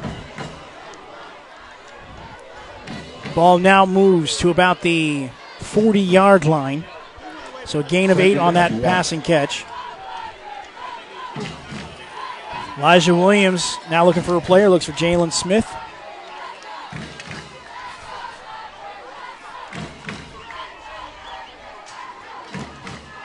Darian Coleman now. 14.2 seconds to go here on the Parrish Medical Center scoreboard. Cocoa 22, Orlando Jones 20. Orlando Jones trying to get maybe in field goal range or at least a chance to go to the end zone. Coleman drops back. He's wasting a lot of time. He's got to get rid of it here. Got to figure out something to do. Coleman looking to throw. He's launching it deep into the end zone. And it's broken up by the Cocoa Tigers. 0.3 ticks on the clock. So Orlando Jones is going to have one more shot to throw it into the end zone. I'm going to tell you something right now. He put that ball 55 yards in the air on the run off of one leg. That was impressive. He had that ball, and I mean, like I said, there was a Jones receiver there in the vicinity, and that could have been trouble. Holy smoke, did he gun that thing? That sophomore quarterback got an arm. He's got a cannon. You're not kidding. So here comes the Hail Mary. This is it. Final play of the game. And there's the Cocoa defense right there. Looks like something you see, I don't know, like a four-corner offense in old school basketball. Everybody back. Four-corner defense, I should say. Yeah, about three guys. They're right at the goal line. 4 guys in the middle. You got your 3 defensive linemen. Here we go. The entire game, 3rd down and 12. Got to go to the end zone. Coleman going deep. It's a rainbow. Tigers all over the place. And we'll see who comes up with it. Does Jones It's a touchback. Oh, no. It's a touchback. An interception by the Cocoa Tigers. There was a battle there between a Jones receiver and a Tiger defender. And the Jones receiver lost the battle. What a game. What a game. Cocoa Tigers with the 22-20 score, and what a year it's going to be here in 2020. What a year it's going to be here, Knock, for these two teams. Jones is going to have a terrific season. Cocoa's going to have a terrific season. Your final thoughts?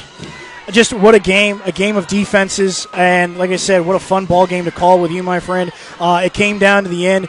Again, I'm going to give a lot of credit to Darian Coleman, the sophomore quarterback. He really got the Orlando Jones Tigers back into this ball game, did some really nice things. He's got a bright future here in the state of Florida. He's going to be our offensive player of the game tonight. And for the Cocoa Tigers, our defense player of the game tonight, it's got to be Hilson and Ward. Yeah, that entire defensive line. Yeah, it was just absolutely incredible. So two really good quarterbacks, and I'll tell you what, it's going to be one of those years. Next week we'll be with you live from Richard Dick Blake Stadium as the Cocoa Tigers will host the Venice Indians, and that should be another good one as well. All right, we're going to pack up. I got to get down for a couple of post-game interviews, and then back to the BSN studios where we will recap the night in high school football. So thanks to all of you, right, wrong, or indifferent, whatever we were tonight. We enjoyed having you for the Cocoa Tiger Booster Club,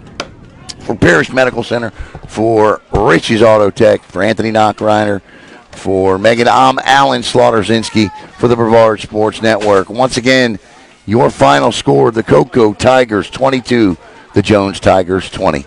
Have a great night, everybody.